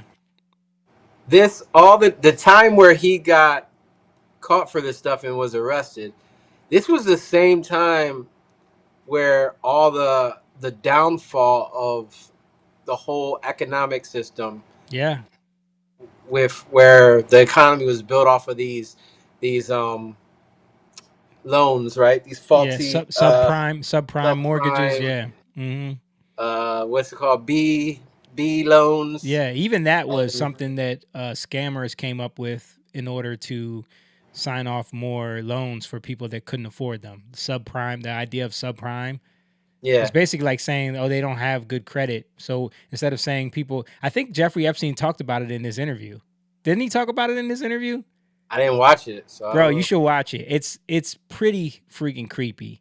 Um, and I don't know if you heard, like, but now Steve Bannon is being like investigated for being involved with Epstein in some kind of way. Because it was weird to me, like, why did he do this hour-long interview with Jeffrey Epstein? Hmm. And now all of a sudden, like, all this stuff is coming out about Steve Bannon being implicated with him in some sort of way. But yeah, he talks about it in this interview, like the idea that these basically these lenders wanted to come up with a way. You can't force people. You can't say like, oh, we'll come up with a loan for people with bad credit. So you say we'll call it subprime. You know what I mean? So that way Right. it's easy. It's an easier sell. Well, To I know a people. lot of this stuff came up through Clinton, Yes. right? It started Mhm. with Clinton, Right. and it just got worse and worse. Right. Like it was like some kind of Clinton policies where he was like, I'm gonna make everybody's gonna be able to buy homes, and he forced the bank's hand with certain things. Dude, you gotta watch it. Epstein literally blames Clinton for the crash in 2008, and he says that he says Clinton was the one that wanted to come up with this way to get loans to people with bad credit. Like you gotta watch it. He literally blames Clinton for it. Oh wow. Yeah, Yeah, so it's weird that he was all this stuff was kind of found out in a very like weak way, right? Like where he got a slap on the wrist type thing. Yep. But it was during the financial crisis, Yeah. which I don't know. To me, that's weird. I don't It know if is there's a weird. correlation there, but it's very interesting because again, like where was all his money coming from, right? And if you go back and you look at um, how he was being funded, what it seems like from the CIA, and you know these groups got mixed up with who's the guy from um, Victoria's Secret. Oh yeah. Wexler. Yeah, but they were trying to prop him up to be this billionaire, Yeah. right? Yeah. And And this where is this math money coming genius. from? How are they bringing this money in? And then you look at all the fraud that was happening in that time with Yeah. all of these. Like I went back and watched The Big Short. Yeah. I need to watch that again. I haven't seen it Dude, in I went years. back and watched that, and it's very interesting. Like all the fraud that was happening because everybody knew that it was failing, and it took 2 years for it to come out. They were bluffing for 2 years. They were acting like everything was fine for 2 years, Yeah. right? And just trying to push money in certain places, trying to what do you call it? Like a balloon, or I'm trying to think of the right word. Basically, the whole housing economy market it Yeah. was all It was a fluff. bubble. It was a bubble. It was a bubble. There you Yeah. go. Not a balloon, a bubble. There you go. It was a bubble, and it was built on nothing. Right? There was no Yeah. foundation to it, and they tried to hide it for like 2 years before it actually came out and started to fall apart. Yeah. So I don't know, man. It's interesting stuff. Yeah. And I got to go back and watch it because it's definitely something that we have let time kind of allow us to forget about. And most of the people, that are engaging now in a lot of this discourse don't even know anything about that time. And we're like children or not even born yet, which is crazy. I got to give a shout out to George. He's jumping in on the chat. A little late on it though, because we was on this topic a while ago. But he said, as a Puerto Rican born and raised, I have mixed feelings on how the country is reacting to this. Well, that's because you are emotionally tied to it, my friend. You are Puerto Rican, so you're gonna be offended by the fact that people are like, I don't understand it. People are so dialed in on the artist, the language barrier, the political views, but they forget what that means to the Puerto Rican people to have their culture included in the world's largest stage. No one is considering that aspect. Yeah, I mean, and we talked about that already. We said that, it's good to show the different cultural aspects of America, but you gotta pick the right vessel to do that. And I don't think Bad Bunny is the right vessel, especially for the content that his music is about. Like, if we wanted to show how important America is on the world stage, we wouldn't send Cardi B or Meg Thee Stallion, or just trying to think of someone who has horrible, disgusting lyrics. But yeah, I think you said the right one. Yeah, like you wouldn't want to send Ice Spice, to be the one to introduce. Like, I wouldn't be proud of them showing what American culture is if they're up there talking about WAP, and they're up there singing WAP half naked. Like, I wouldn't be proud of that. But And I think for only the last like maybe year, maybe a little bit more than that, I would say, yeah, has Bad Bunny cared anything about Puerto Rico in that way? And as people in the music industry, we know how it works. You have to get in, and you make deals by doing depravity and doing the worst things you can do. you make deals with the devil. Yeah, making deals with the devil, doing the weirdest stuff ever, because you got to be relevant, right? Shock value, all that stuff. It's not just like a lot of this stuff that people, they're just demonic. No, they're using that to shock people and to be relevant. That's a tactic they use. Yeah. But you have to do all that, and then maybe he does care about the Puerto Rican people. Maybe he cares about this stuff. But you can't take away that he had to go through a ritual of shame to be able to do anything that he wanted to do. Yeah. And so okay, he's bringing light to the island of Puerto Rico, but I'm just not for that in the way he's doing it. I don't like his content. I don't like what he's. If you're talking about the country, and yeah, there's some stuff with Puerto Rico that they're being taken advantage of, obviously, but there's a way to do that. And when you got rich off of doing horrible stuff, and now you want to act like you're this moral, like, justice type of guy. Come on, people. Man. Yeah, stop that mess. Stop that mess. You're a hypocrite, and that's my point. Like, you're not the one, but because you got because people are like, oh, but it's Bad Bunny, and people are more caught up in who he is and how he get to who he is because of what he did, the depravity that he did. Now you want to listen to him.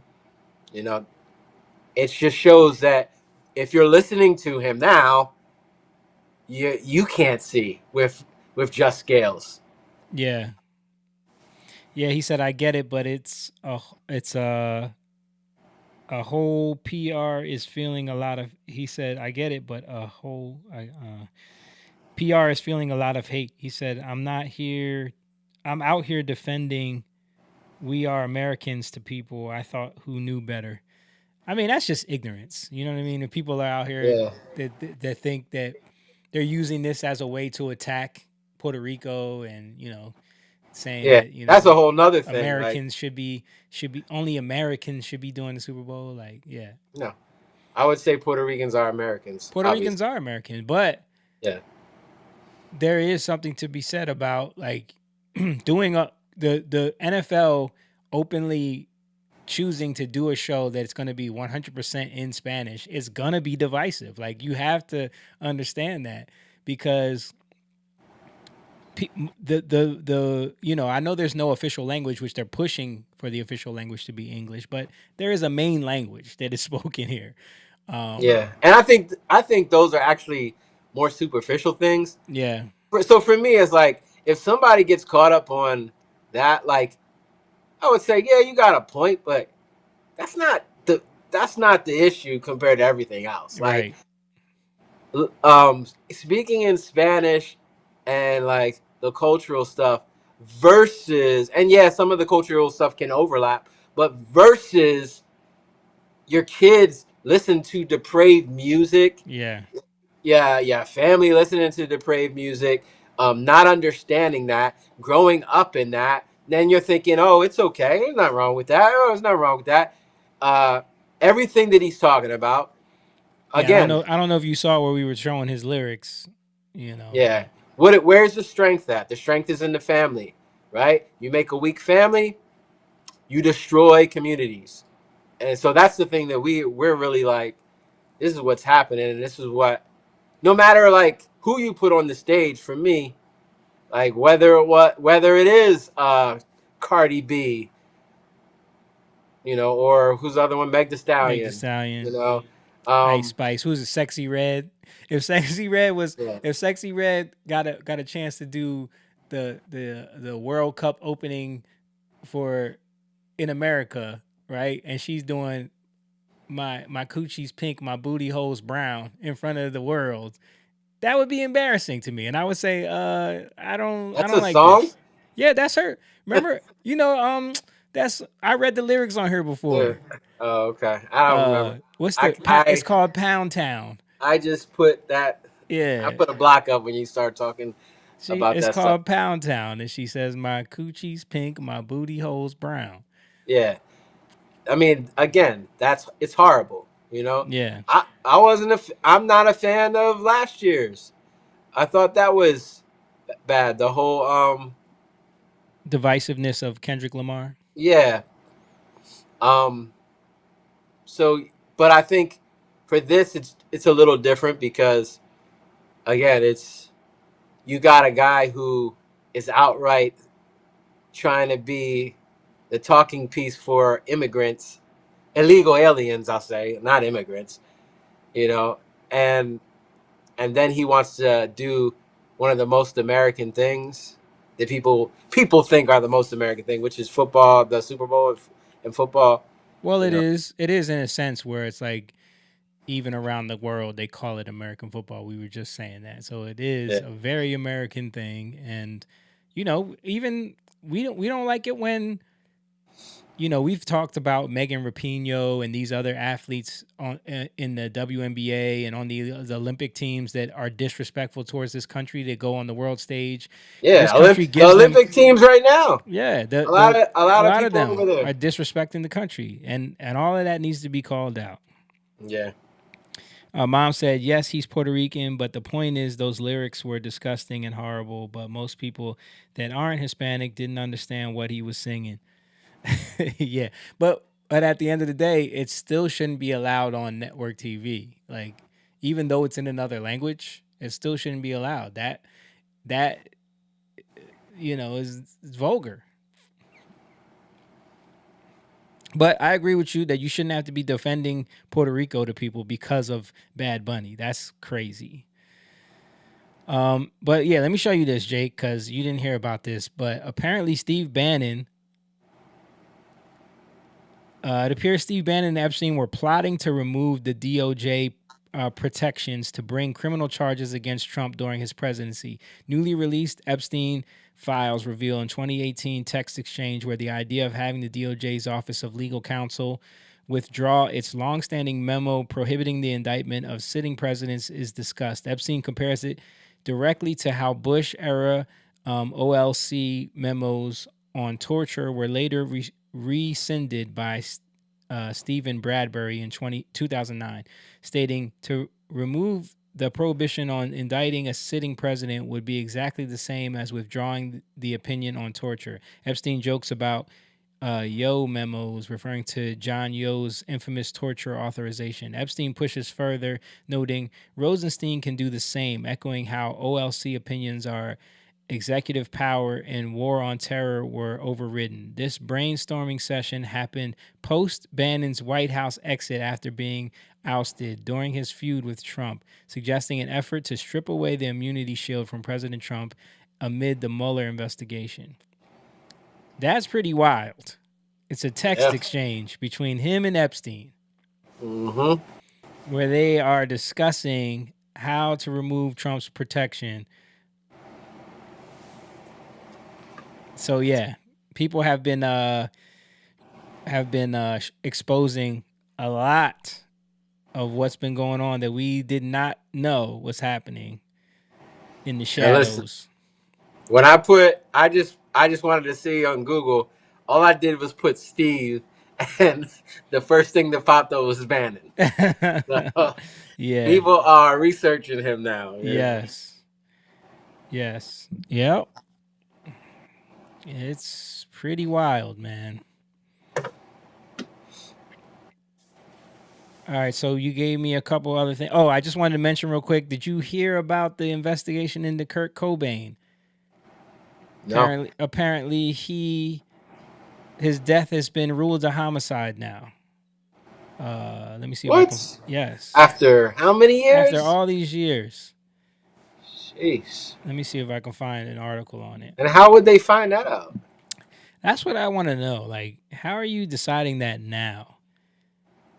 Forensic analysis claims that Kurt Cobain's death was a homicide. A team led by forensic pathologist Brian Burnett and researcher Michelle Wilkins analyzed autopsy reports and crime scene images from Kurt Cobain's 1994 death in Seattle home. They found inconsiderable, like overdose level morphine, clean hands on the shotgun, odd shell positioning, signs the body was moved, leading them to conclude homicide with a staged scene. Seattle police and the medical examiner maintained it was a suicide, unchanged by this review, while fans revisit long-held suspicions.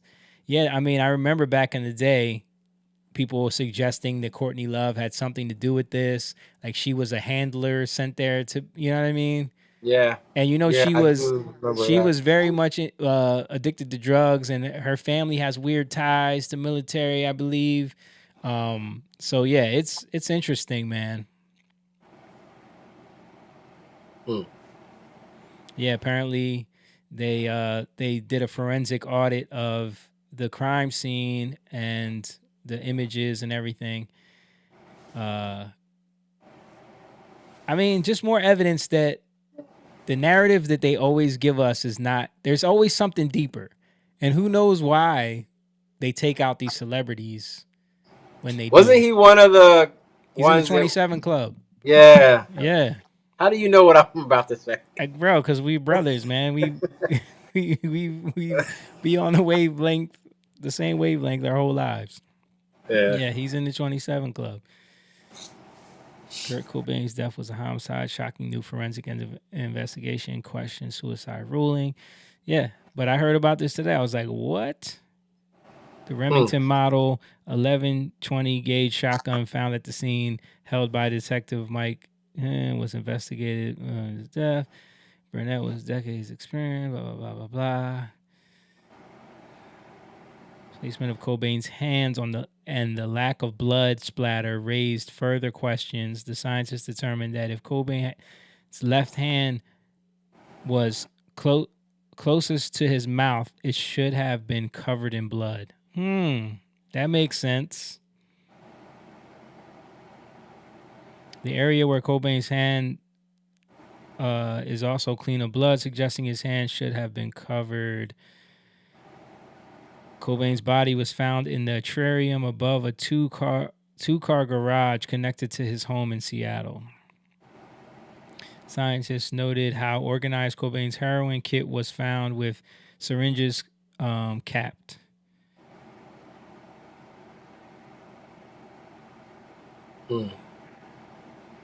Items found on Cobain's body at the time of his death. This is his letter. The alleged suicide note was also scrutinized. The top of the note is written by Kurt Wilkins, said there's nothing about suicide in that. It's basically just him talking about quitting the band. Wow.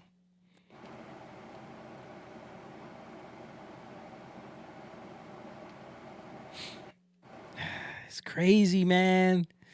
It's crazy. Like, I feel like this is we're gonna get like something like this 20 years from now about what really happened to Charlie Kirk. This Kurt Cobain stuff, and then it makes you think like, okay, who skyrocketed after Nirvana ended, and it makes you think about all of that. Like, it's weird, bro. It's so annoying because you start to find out how calculated a lot of things are, and the psyops that go into public perception on things and the narrative. But you know what I'm talking about. Who blew up after Nirvana was ended and Kurt Cobain killed himself? Dave Grohl. Is that his name? Dave Grohl. Yeah. Foo Fighters. Foo Fighters. Everything he did, like Yeah. he's always seemed to be like given these major. Remember he had that TV show. Like he got all these opportunities. Mm-hmm. Sometimes it's not by coincidence, man. I don't know. It's just crazy. Another crazy story. Yeah. All right, you sent me a couple videos. One with Bukele. Mm-hmm. I'll play that one. People don't Turn this down a little bit. know that our enemy was not just a flesh and blood, but a spiritual as well. The gangs didn't just murder, rape, extort, they also worship Satan. Straight up, literally. When we went to their homes to arrest them, we discovered altars they've been using for satanic rituals. This is well documented. We put up the pictures, the videos right away. But for some reason, the global mainstream media didn't think it was worth it to cover it. But we know gangs in El Salvador were satanic and they worship Satan, and some of those gangs are here in the United States. Many people don't. We talked about that on here before. Yeah, we did. Yeah.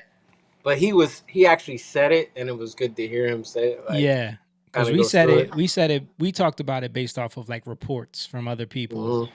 To have him call that out and talk about how they even exposed it, they brought cameras into these people's houses and showed that they were sacrificing things at altars, and the media would not cover that. Why do you think that is? Yeah. Why do you think it is every time people bring up these satanic cults, they automatically get lumped into conspiracy theorists? Yeah. And I wanted to bring it up just because it's interesting with all the stuff coming out with the Epstein files. Yep.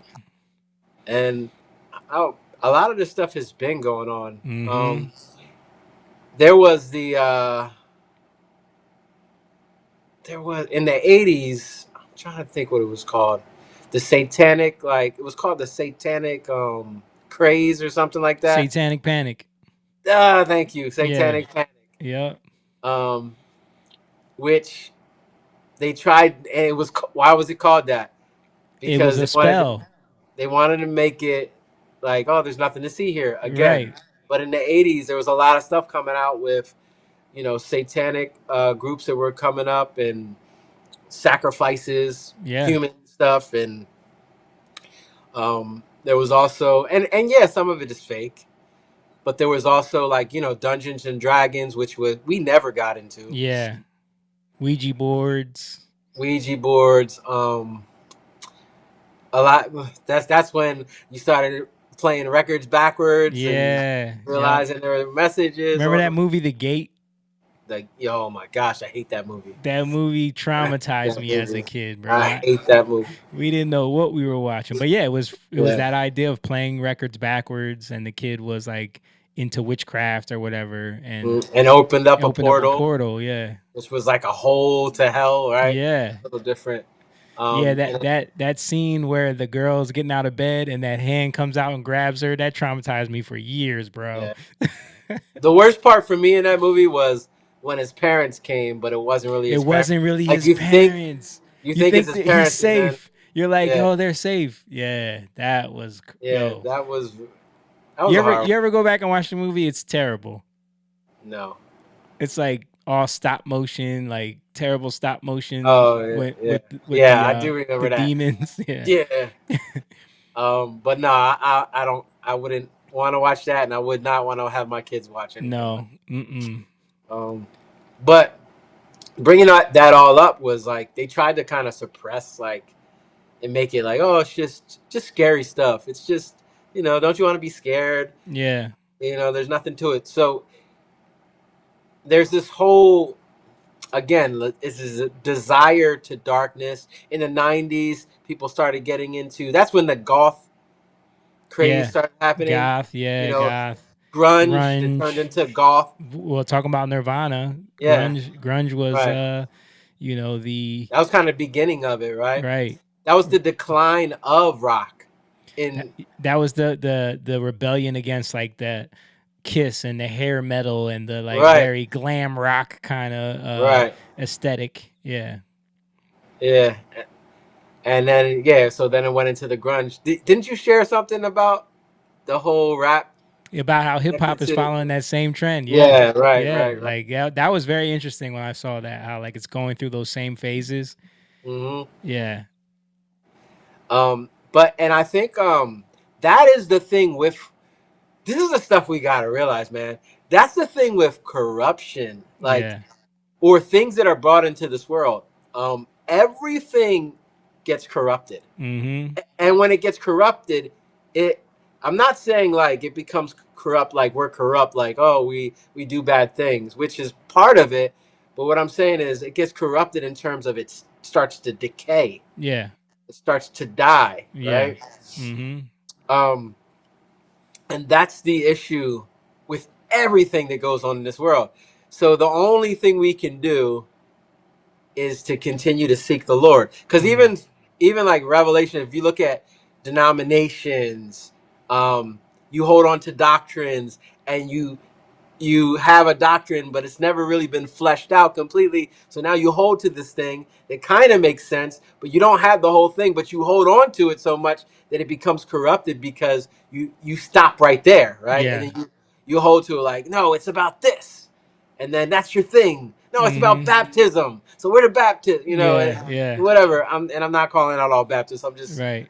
making a No, just, like, you're right. But then it's about the Pentecost, and we're Pentecostals. No, it's about yeah. holiness, and no, it's about the apostles. We're apostolic. Yeah. Yeah. And it goes when you hold to these things so strongly, and there's no movement on it, right? You're not going to God anymore, right? 'Cause Yeah. you're like, no, we got it, we're winning, And I think it's just like anything else. It loses its shine, right? Yeah. It's like a car, whatever.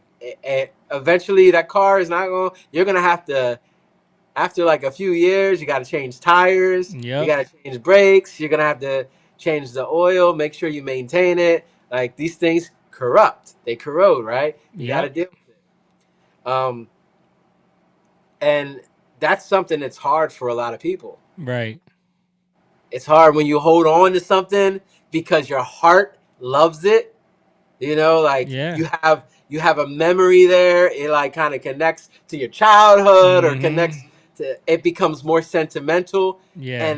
And then that's actually dangerous, because now, again, just like we were talking about the Puerto Rico stuff or whatever, you've become biased to it, Yeah. right? And you can't see what's really going on, and it can happen with anybody. But I'm saying all that to say that this is how sin gets in. This is how corruption gets in. And then you want to hold on to something so bad, just like you want to hold on to money. You start going to other means. You start worshiping other things. You start giving your life to things. And you wonder why these people who are like, a lot of times, these gangs start very, very modest, very, very meager. Yeah. Right? It's just a bunch of guys coming together because they don't got families. Yep. Right? Bunch of young boys. Mm-hmm. But they grow from that, because the more and more you go into it, the deeper you have to go in depravity. Mm-hmm. You know, every time when you look at anything like stories of how gangs got together or stories about like gangsters or whatever, they always starts out like doing little things, you know, stealing cars but then it just grows, and then eventually you end up killing the people you were there with, right? Juice is one of them that kind of reminds me of that. Yep. New Jack City is another story. Yeah, but it's always like, it's never good, right? It always gets worse and worse and worse because you have the desire for selfishness. I have to maintain. I got to maintain me. I got to maintain. It's about me and my family. It's about the family. You know, that's the whole thing with a lot of the mob, and right, it's the family. It's the family over everything. But in that, you have to make sacrifices, right? Kill your brother. Kill your. Well, they crossed this line that we live by. This rule. You got to go. Like, so it gets deeper and deeper into depravity, thinking that you're actually being righteous, but it's the opposite, you know. And then you get into demonic stuff. Everybody says Satan, but it's not like these people are actually worshiping the devil like they think. They're just worshiping other gods or deities that they think can give them the things that they want. And in order to get them, you have to sacrifice. You have to kill. You have to give up something. They require bloodshed. Yeah. Man, and it's crazy that you brought up Satanic Panic, because that was one of those very crafted word spells that they played on people in the 80s to squash the rightful, assessment from people that, Satanism was rising at the time. And or occultism was rising. Occultism, it was even just darkness, because again, think about like in the 80s, that's where all the slasher films, the Freddy Kruegers, the Jasons, the Machine Chainsaw Massacre, all that stuff started popping off. That whole genre of like gore and slasher film came up in the 80s as well. But there was heightened awareness around kids going missing and the milk carton kids. And we talk about the Johnny Gosh documentary. People should definitely go watch that. Like, all of that was happening in the 80s. And because of the how TV was more accessible at that time, like those stories were getting out more and more.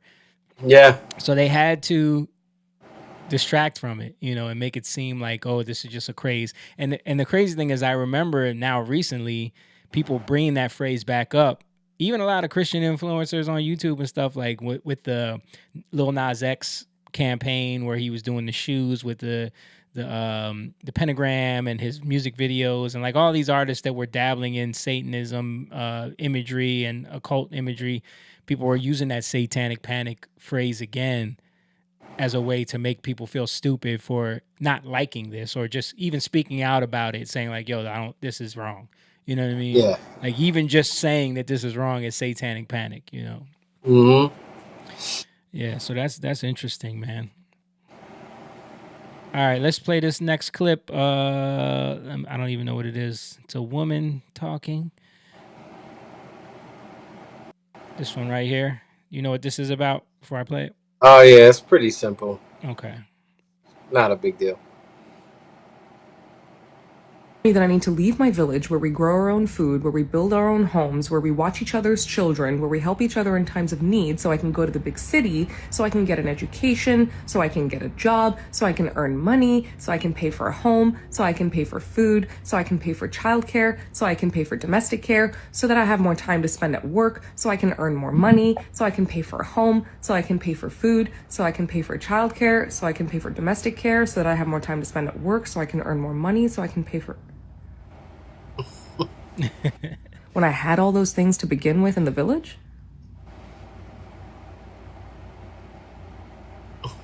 Well, so you mean... Yeah, that is one of the lies of feminism, that women have been sold this dream And I think families have been sold this dream. I mean, I think that's one of the reasons why people feel like, oh, two incomes can't afford anything anymore. Yeah, it's because of what you give up for those two incomes. I mean, you were fooled into a way to tax two people instead of one, and make everything more expensive. Childcare is through the roof because they know people need childcare, and so then the next move is, well, we need free childcare. We need the government to provide these things. Like, it's all a trick and a spell to get people more and more and more indebted to the government and to their lifestyle. Like you were just saying, man, the sacrifice that you make for money or to attain a certain image of a lifestyle, because the village lifestyle seems primitive and poor and minuscule to people. They want to live the lifestyle that we see in the movies, where they're living in the big city and they go on vacations twice a year and they buy all the nice bags and clothes and walk around looking like what's her name, Carrie from Sex and the City. This is the dream that's being sold to women, and so you can't have that if you live in the village and you take care of your kids and you're walking around barefoot and you're cooking all the time. Then you're a slave. You know what I mean? Well, there's a song, and they put this song in their advertisement to go to this place called California. Oh yeah, California dreaming. yeah. Right, that was in their actual advertisement to go to California, right? Yep. And what's interesting now is California seems so cool and amazing, like back at probably 10 years ago. Yeah. Right. Yeah. Not even that long ago, to visit, and it seems like a great place to live. And I know when we went there, you realize like how expensive it is, right? Yeah. And because I remember even like back in 2008 when we were there for a while. Yeah. Just listening to, like, I remember the guy who was driving us around, our driver. Yeah, James. Telling us how much he spends in rent. Yeah. He has to live with a bunch of roommates, and the rent was just crazy at that time. And just how bad it is now. It's to the point where the government is taxing you for anything they can. Yeah. And that's the signs of what big government does, that turns into socialism, that turns into communism. Mm-hmm. That they create systems upon systems upon systems that say, hey, we got this system, trust me. Yeah. Hey, we got this system, trust me, bro. We got this system over here. And what happens is it works for a while, because just like the bubble of the housing market in 2006 that happened, that popped into 7, but it was before that where it sounded like good ideas. Oh, we're going to do this for the banks. We're going to do this. And everybody's thinking. Now, on the other end, you have people, and we knew some of these people who they were the title company. They were the realtor. They were buying a bunch of houses. They got 5-6 houses, and everything seems great. Oh, this is amazing. You can do all this. And then a couple years later, everything's time. Everything's gone. Yeah, because it was all corrupt. Yep. And it was because of the systems. Yep. That looked good from the outside, because you have no clue what they did. And it becomes so complicated that people are just like, hey, man, I don't even want to, just give me the money, or just, I just want to be a part of it. Mm-hmm. It becomes so complicated, you don't even know what's going on. And that's what happens over and over and over again. Wall Street, same thing. Complicated, right? You don't know what's going on. Stay out of our business type thing. Yep. The same thing with the government. And I brought up California because I think that is the state right now that is literally on the verge of collapse. Oh yeah. The exiting out. They're even trying to come up with a way, because another bunch of billionaires are leaving. They're trying to come up with a way to tax people if they leave the state. They leave, yeah. Yeah. Like, now, God forbid that it collapses, because for the sake of the people who live there that have no clue and have no understanding, Yeah. I pray that that doesn't happen for their sake. Yeah. But at the same time, there has to be something that happens that puts the fear of God into people to think you cannot keep going We this way. can't keep doing this. Yeah. And it's the same thing now. That's California. Now let's look at America, right? Mm-hmm. Let's look at New York, right? Let's look at New York City, Yeah. right? Well, what are they saying now? About $12 billion in $12 debt. billion in debt. Look at what happened when this snow happened, and there wasn't the Mm-hmm. money to clean the snow away. There wasn't the money to send the garbage people. It was disgusting. Have you seen the videos Yeah, of New York? yeah, Disgusting, bro. horrible. So then what happens? You're seeing it in full time, like in real time, I should say. The system stopped working, Mm-hmm. right?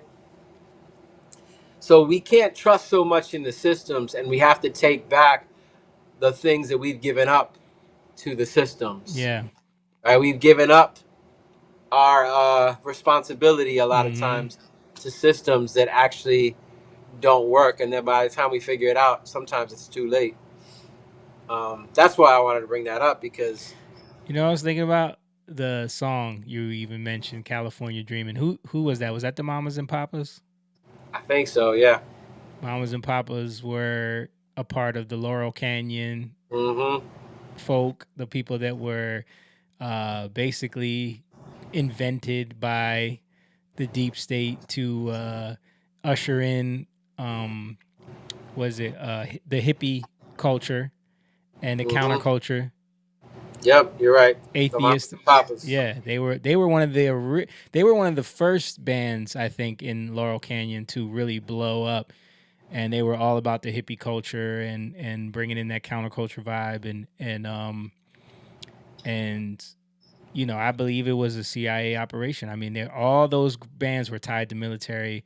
That whole place was a military base where they all lived and where they communed and where they created this music and this radio station out of nowhere that all of a sudden all these bands started blowing up, and it shaped the entire music landscape of the 60s and early 70s and changed, you know, the culture of this country, move people away from Jesus and into more you know, free love and sexual revolution and feminism and Buddhism and Hinduism and communism. Like all of these mindsets really Yep. grabbed hold during that time. Yep. And And the music had a lot to do with it. yeah, I think one of the biggest things is it was about, like, of course, free love, right? Yeah. Called free love. Mm-hmm. But the funny thing is, oh my gosh, this is so crazy. Love cost you. Mm. The love of God costs you something. Yeah. So when you say free love, it's literally an inversion of true Yeah. love. Right. Because the love of God costs you. You have to suffer. Mm. Right? Yep. So, and here, I'm going to read you some of the California Dreaming lyrics. Okay, yeah, let's to do go this. with what you're saying. Yes. On a winter's day, I'd be safe and warm if I was in LA. Mm-hmm. See the mindset, like, Yeah. I don't want to deal with anything. I don't want to deal with the cold. Comfort. I want to be comfortable. Yeah. You know, look at this next part. Stopped into a church. Mm. I passed along the way. Well, I got down on my knees and I pretend to pray. Pretend to pray. I pretend to pray. You know the preacher like the cold. He knows I'm gonna stay. California dreaming. I don't understand that one. You know the preacher like the cold. Maybe he's trying to say the preacher's cold. I don't know. I guess, yeah. Trying to say that. He knows I'm gonna stay. California dreaming on such a winter's day. Mm.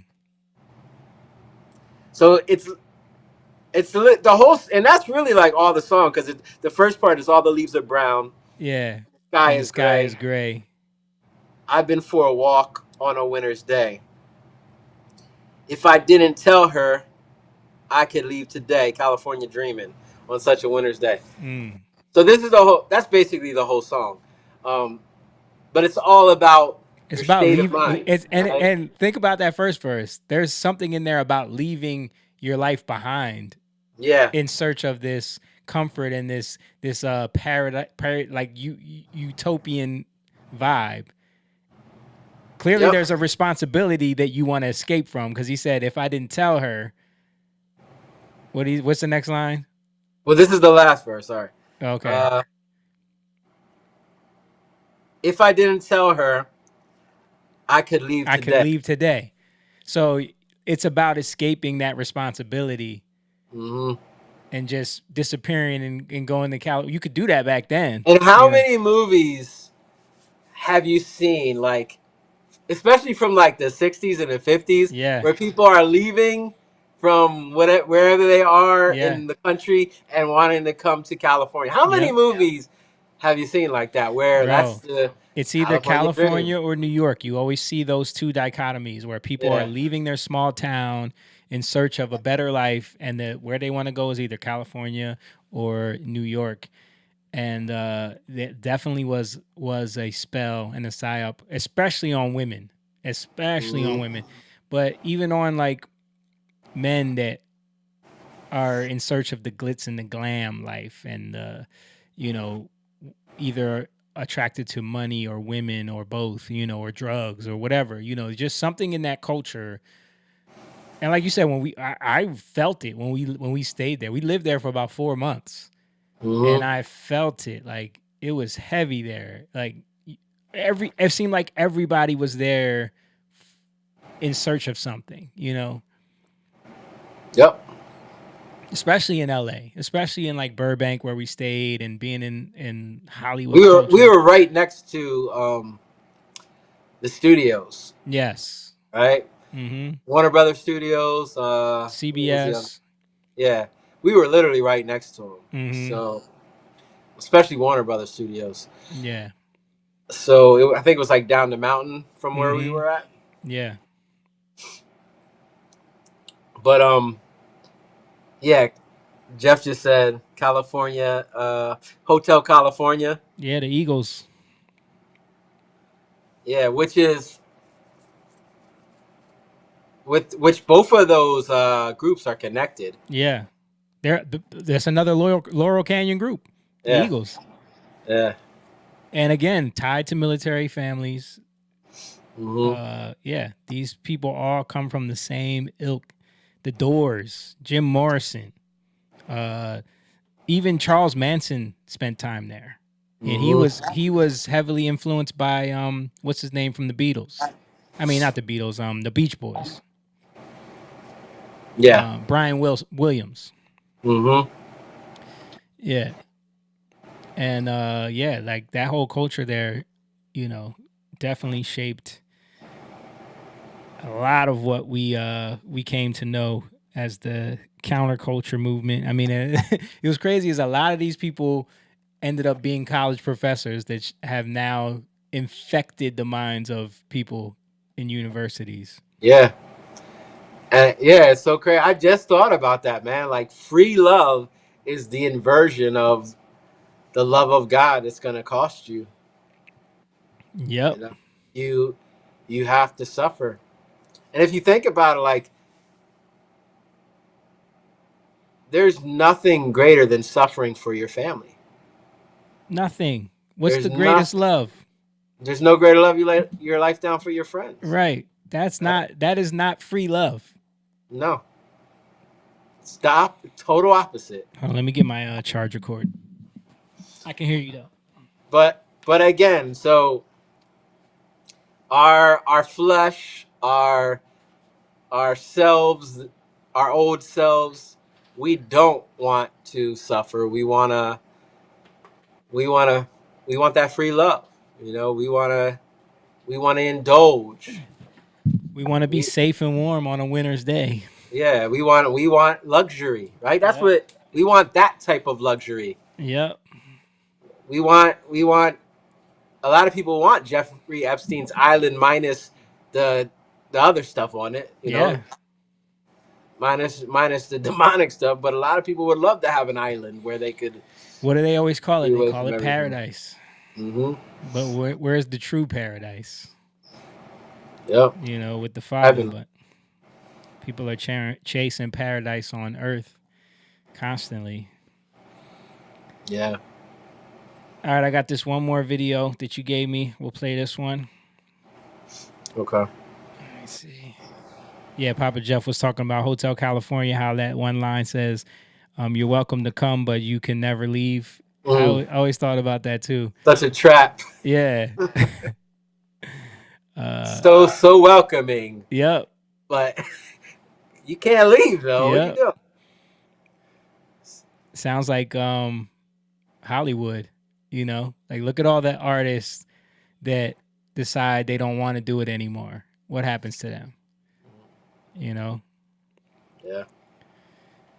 All right, let's play this. Our ancestors is demonic. How is calling on the Holy Spirit not demonic? Because if we are made from our ancestor, I was like, if we're made of his image, I don't and even I'm engage. his- I don't debate. My brothers, we debate all the time. They're very Christian. They don't agree with some things that I agree with. I don't debate. You got it, brother. I know what I know. And what I know is none of my ancestors are demons. Hello? That's always so just because they died, they became demons? What? So when you die, you're going to become a demon? Right. Hello? Like nobody saw The Lion King and when you remember your ancestors to keep them alive? Hello? Right. No, but on a serious though, I just think that's just the white supremacist tactic and a talking point that I don't even engage in because there's thousands of religions. You go to different places. There's so many different ways to practice. And I just personally am not invested in telling other people how to practice. I'm more invested in what does my personal practice look like. If talking That is the biggest load of nonsense. Oh, my cringe level is just through the roof, man. Like trying to equate the Holy Spirit to worshiping ancestors is and making a connection to Jesus. Crazy work. Jesus is your our ancestor. Yeah. Like, come on, bro. Yeah. That is crazy work. That is such basic level bottom thinking, low IQ woman thinking in the sense, like not saying all women are low IQ. I'm saying this type of thinking is low IQ. Yeah. Like you haven't gone one step further than what you just feel in your emotions. Like you haven't done any research into you. It didn't even say like, well, let me look into the Holy Spirit and see what it is, or if Jesus is an ancestor. Like, no, this is what I feel about things. So that's as far as I'm going to go with it. And you talking about people saying that your ancestors turned to demons after they died. That's not the argument. The argument is you praying to your ancestors is not real. But what you're actually doing she doesn't want to have an argument. Yeah. The moment she gets challenged, that's why she said she doesn't debate. Right? Yeah. Because she doesn't want to have an argument, but she's got an argument because they're bringing their argument up. Yeah. But they're bringing it to the public, and this is the thing this is why everybody can have a podcast now, right? Everybody can say things and yeah. It's annoying to me. It makes me not want to do this sometimes when I see everybody has a podcast. Yeah, but again, this is why like stuff like that's said. In one sense, I get it because I can see how you could come to those conclusions when you don't know anything. But for me though, I think they lack the right upbringing to say, shut your mouth when you don't know nothing. Yeah. You know, and learn something and think and been told too many times you're a princess no matter what. You know, like you're good and everybody gets a trophy.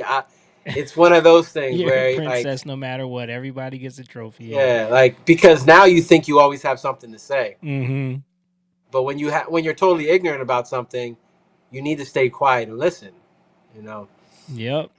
And just because something sounds good to you doesn't necessarily mean it is good.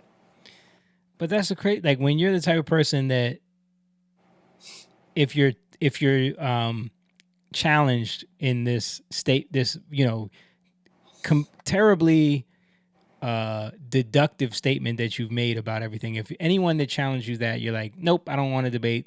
I'm just going to stay where I'm at and believe what I want to believe, because everybody believes what they want to believe. There's thousands of religions. You practice how you practice. I practice how I practice.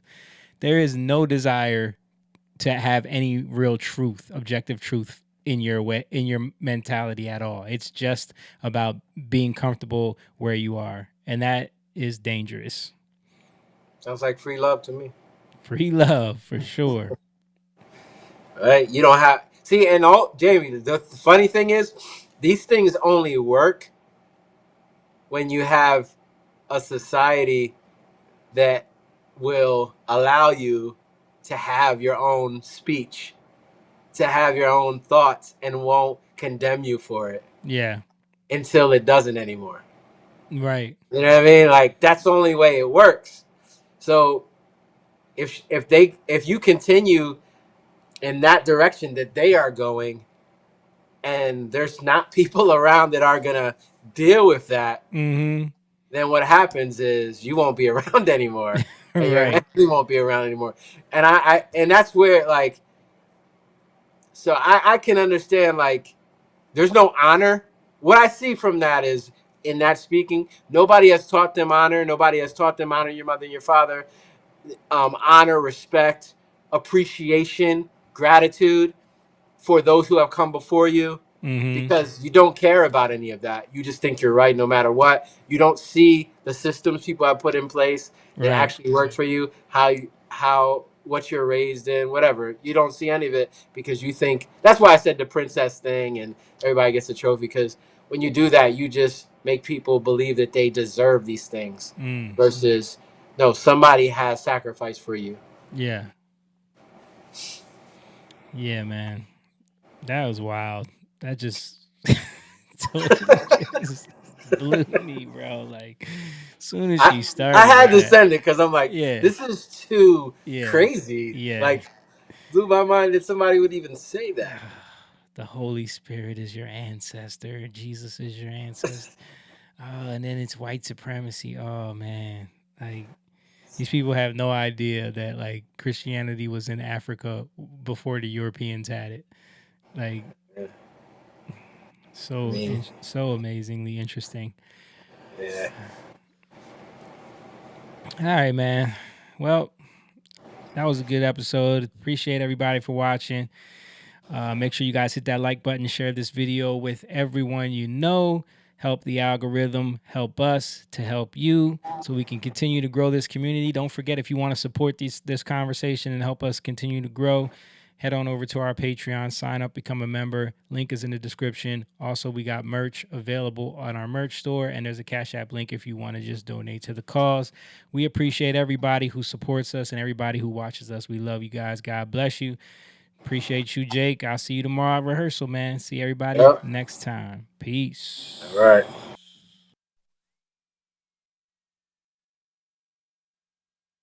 Young lion, go live, yeah. Young lion, you rich, yeah. This kingdom has room, yeah. Go and fight people in.